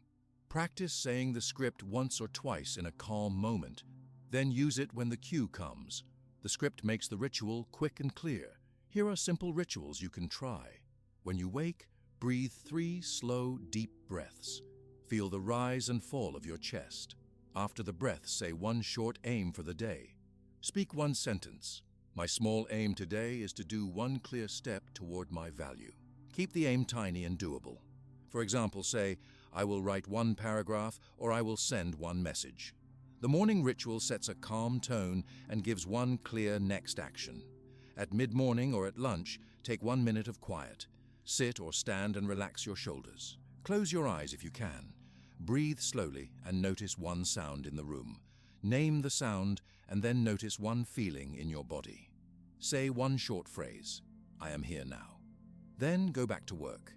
This 1-minute quiet resets attention and reduces the urge to run many thoughts. Before you speak in a meeting or before a call, do 3 slow breaths and state 1 line in your head. The line can be a short point you want to make or 1 question you want to ask. Say the line once and then speak when it is your turn. This pre-speech ritual helps you act from a clear place. It keeps you from running many what-ifs in your head. When you finish work, take a short walk for 5 minutes. Walk with a steady pace that feels normal and notice the steps. Feel the feet touch the ground. Look around and name 1 thing you see and 1 sound you hear. This walk is not for exercise only. It is a brief reset that moves the day out of work mode and into the evening. Use the walk as a cue to leave small worries behind. At night, do 1 sentence of thanks. Write 1 short line about something that went well today. It can be a small thing, such as a brief call you made or a small step you completed. Speak the sentence and then sleep. This short gratitude ritual ends the day with a calm note and reduces the night-long replay of what went wrong. For sleep, use a short ritual that helps the body relax. Turn off bright screens at least 30 minutes before bed. Sit quietly and breathe for 3 slow counts in and 3 slow counts out for 5 minutes if you can. Feel the weight of your body on the bed. If your mind wanders to many thoughts, name 1 word for the thought and return to the breath. This sleep ritual gives the body a clear signal to rest. Keep the ritual short and steady. If you care for someone, make a ritual to connect. Send 1 short text in the evening that says a single word of care. For example, send "thinking of you," or send a brief check-in, "How was your day?" Keep the messages brief and real. A small, steady contact keeps relationships healthy without long inner drama. For attention work, use a ritual at the start of a task. Before you begin a focused period of work, set a timer for a short block of time and do one small preparation move. The move can be turning off notifications, writing one sentence about the step you will take, and then starting the timer. Work for the chosen block, and then stop when the alarm rings. This ritual builds steady attention and reduces the habit of checking many tasks at once. When stress is high, use a ritual that returns you to the body. Place your hand on your chest and breathe 3 slow times. Name one feeling and say one small care action you will take now. This short practice helps you act with kindness toward yourself and avoids long thought loops. Make rituals that you can do when you travel. A portable ritual will not need tools. It can be 3 slow breaths, feeling your feet on the floor, or saying one sentence of aim. When you move, use the ritual to bring a moment of calm and to keep the day steady. Use physical cues in the environment to remind you. Put a small note on the door or on the phone that says one short script. Breathe 3 times.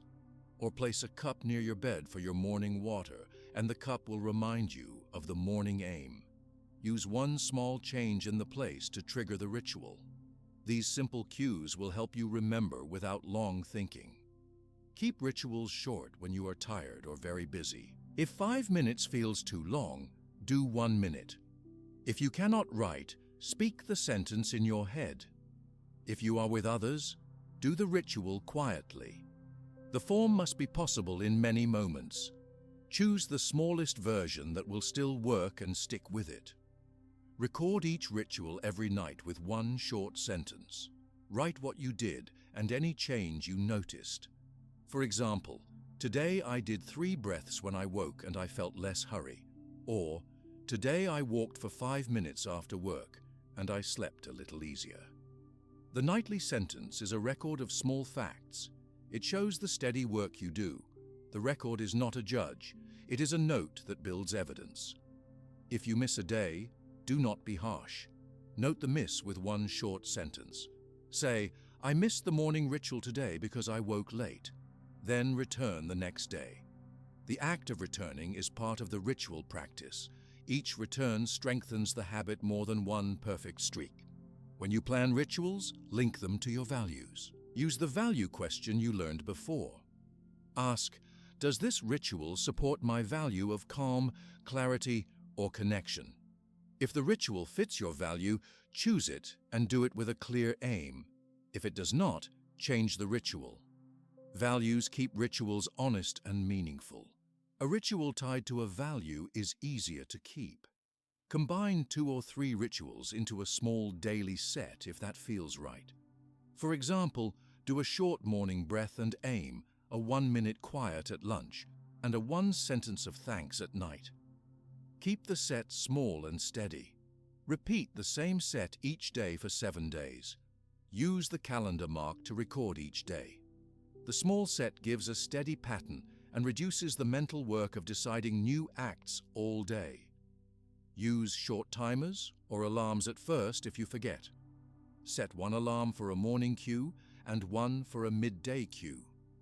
Turn the alarms off after a few weeks if the habit feels natural. The alarms are only support while the ritual grows. Remove them when you no longer need them. Teach someone else a ritual you do. Explain the script and the cue in 1 sentence. Ask them to try it for a week. Teaching helps you to practice and to keep the habit. A shared ritual can also create small support with another person without long talking. Adjust rituals when life changes. If the cue no longer works, choose a new cue. If the action feels heavy, make it smaller. If you add more work, reduce the ritual time. The ritual must fit your real life. Do not make it a new burden. Watch how rituals change your day. Notice if you make fewer long mental runs over the same worry. Notice if you can move to one small action faster. Notice if you sleep a little better. These small signs are your evidence that the rituals help. Record them in your nightly sentence. Use rituals to support tests and plans. Before you do a small test, practice the ritual that brings calm. Breathe for 3 slow counts, state your small step, and then act. The ritual makes the test easier to start and helps you notice facts afterward. Rituals make testing less scary and more steady. When you travel or when you are in a new place, keep one portable ritual. A portable ritual needs no object. It can be 3 slow breaths and 1 sentence of aim. Use the portable ritual when a normal cue is not available. The small act will still give you calm. Keep rituals simple and honest. Do not add a long list of steps. Keep the words short and the motion short. Short and steady is more powerful than long and rare. A 2-minute ritual you repeat every day will change your attention more than a long ritual you do once in a while. If you want an easy start plan, try a set for 1 week. In week 1, do 1 short morning breath and aim each day.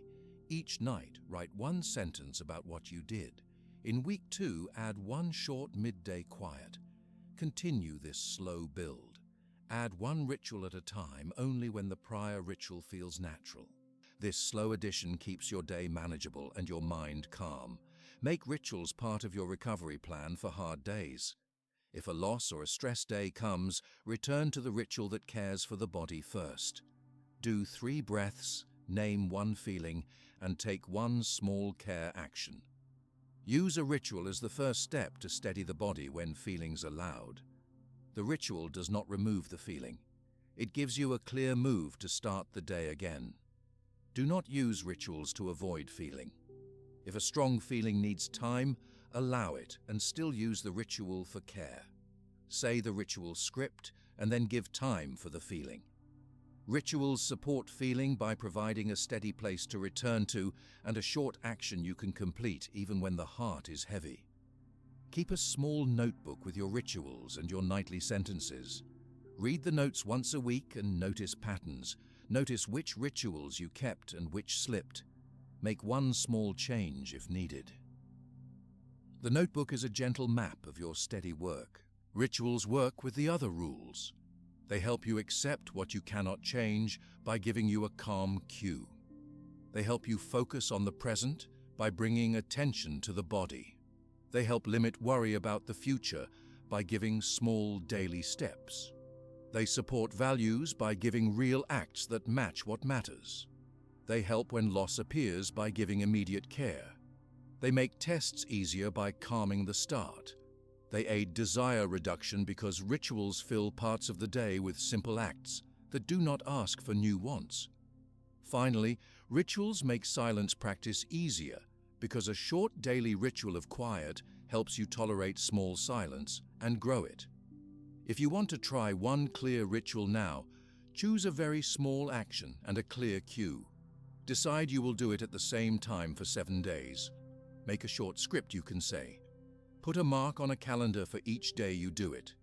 Each night, write 1 short sentence about what you did and what you noticed. Keep the line plain and kind. Repeat the week. When the ritual feels steady, add a 2nd small ritual. Keep each act short so the work is possible and gentle. 1 simple ritual you can start with now is a short silence practice each day. Sit quietly for 5 minutes if you can. Turn off devices if possible. Close your eyes or let your gaze rest. Breathe slowly and notice the breath. Do not force thoughts away. Label a thought if it comes and then return to the breath. 5 minutes of quiet each day will help you notice mental loops earlier and will give you a calm place to return to when worry grows. Use those quiet minutes each day as the base for steady progress.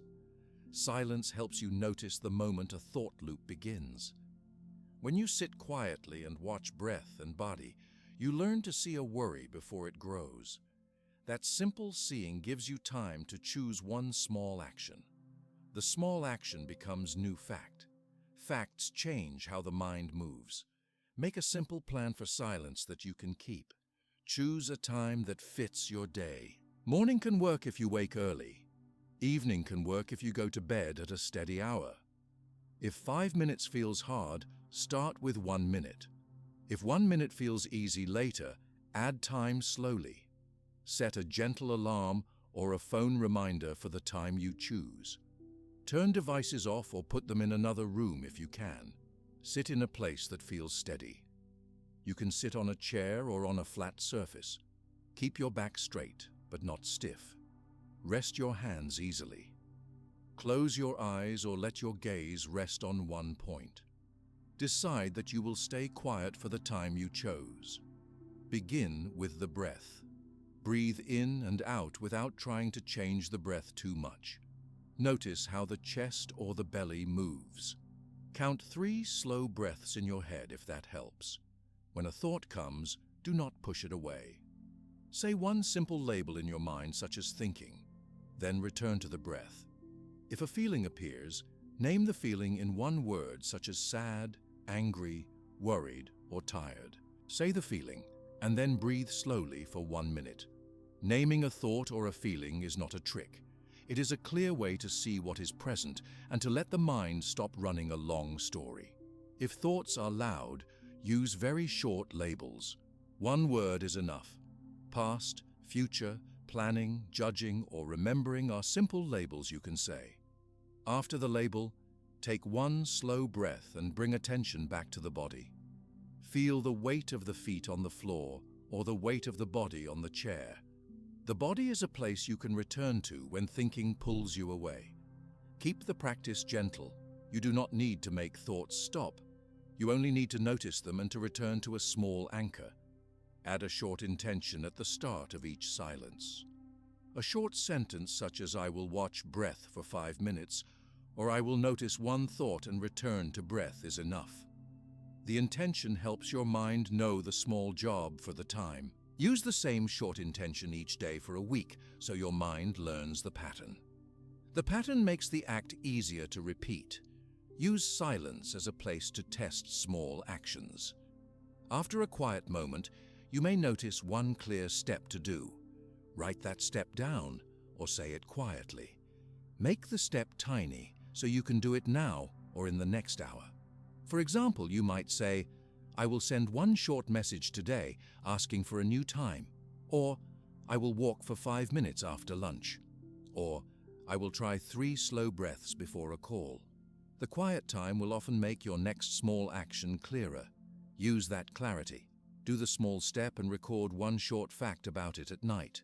Build a simple weekly plan to learn the rules. Choose one rule to try for 1 week. Pick a tiny daily practice that fits the rule. Make the practice short and precise. Put the practice on your calendar with a reminder. Do the practice each day for 7 days.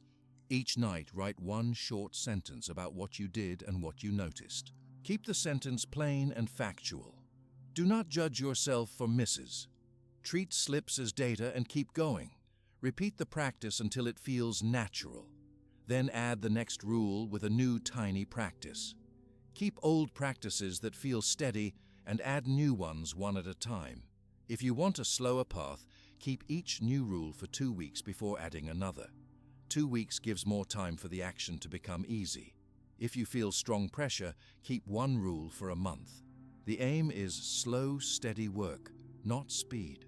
Small steps done again and again matter more than a large change that you cannot hold.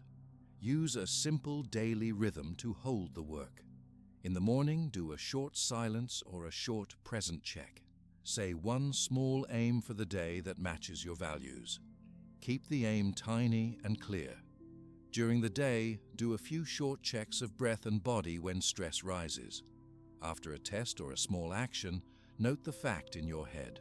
In the evening, sit quietly for a minute and write one short sentence about what you practiced and what the result was. The pattern of morning aim, short checks, and a nightly sentence builds evidence. The evidence reduces endless imagining because it gives real facts you can use.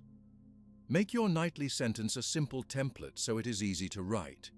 A short line that says, "What I tried and what I learned is enough." For example, "Today I tried 3 slow breaths before a call and the call felt clearer." Or, "Today I delayed one purchase for 1 week and I did not miss it."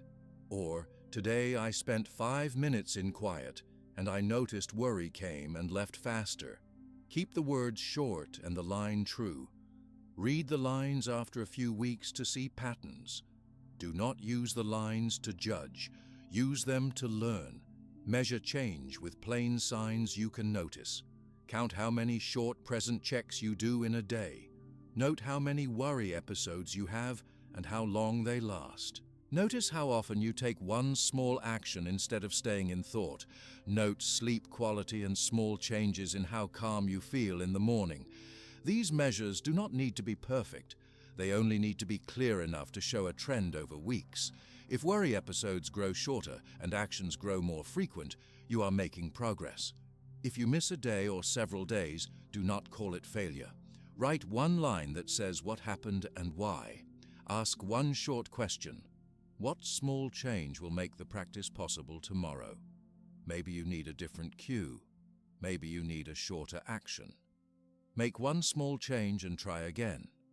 The act of restarting is the work. Each restart strengthens the habit more than a perfect long streak. Handle strong feelings gently during practice.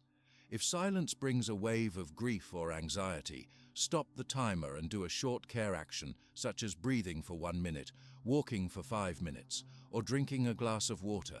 Name the feeling and then return to the practice when you feel steadier.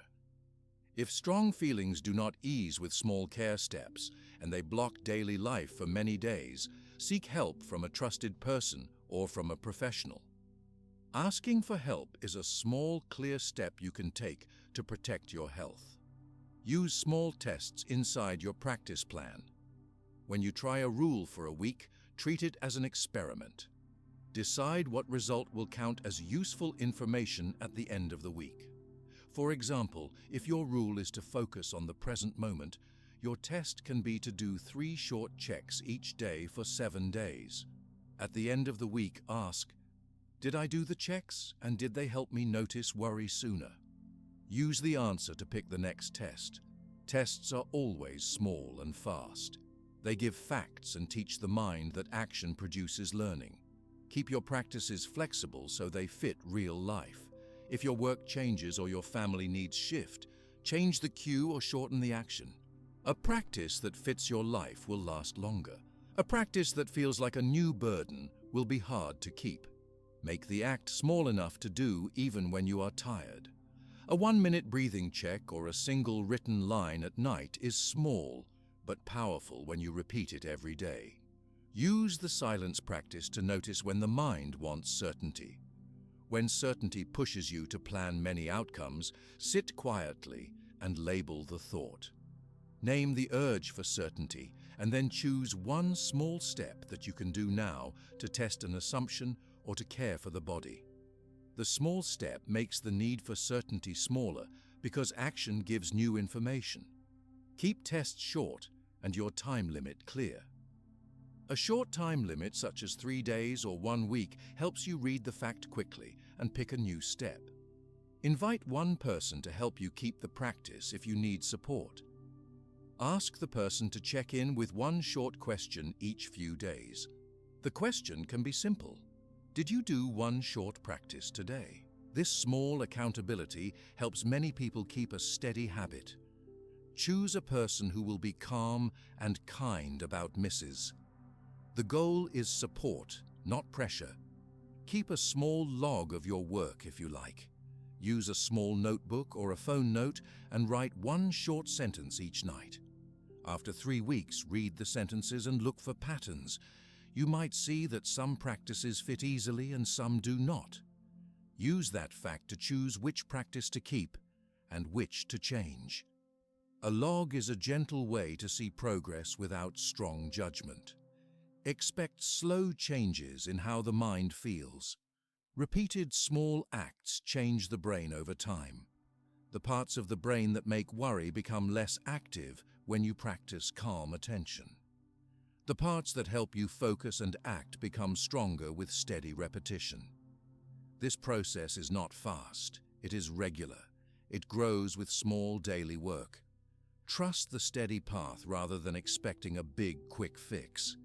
Be careful with perfection demands. If you ask too much of yourself, you may stop. Keep the aim small and easy. A small ritual done every day builds more than a long plan done once and forgotten. Praise small wins quietly.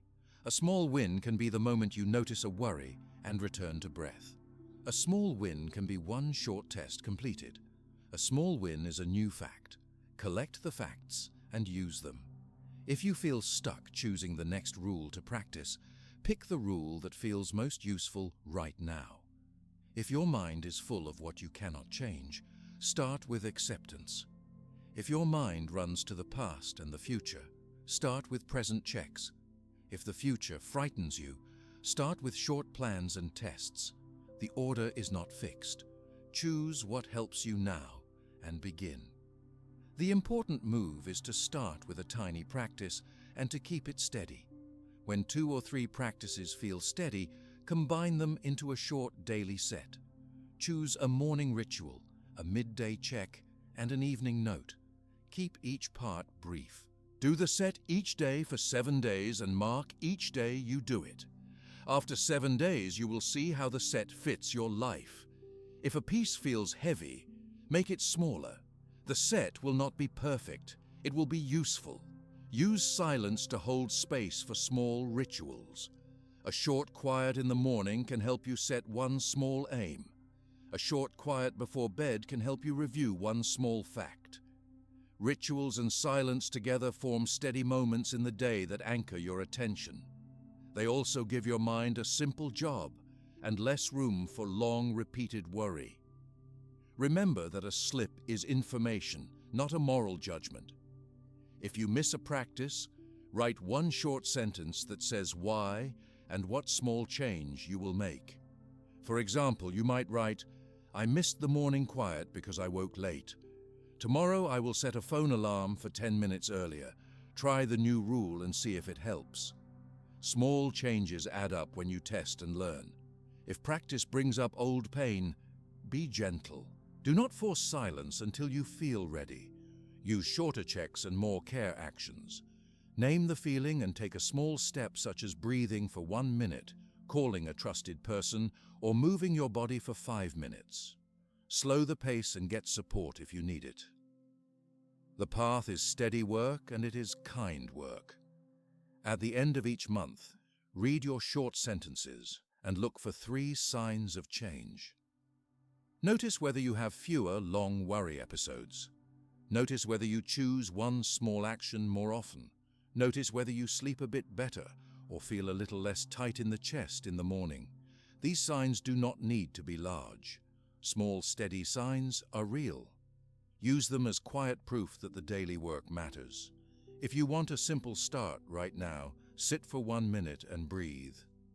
Watch the breath. Label one thought that comes. After the minute, write one short sentence that says what you did and one thing you noticed. Keep that sentence and try the practice for 7 days. At the end of the week, read the sentences and ask, did this help me notice loops sooner? Use the answer to choose the next small step. This path is not fast, and it is not simple only at first. It asks for patient repetition. It asks for small acts done again and again. The acts are short and clear. They build real changes in attention and in choice. Over time, you will notice fewer thought loops, clearer decisions, and more calm when stress appears. Keep the work small. Keep the language simple. Keep returning to quiet and to one small action each day. The steady steps will shape the mind and give you more control over what truly matters.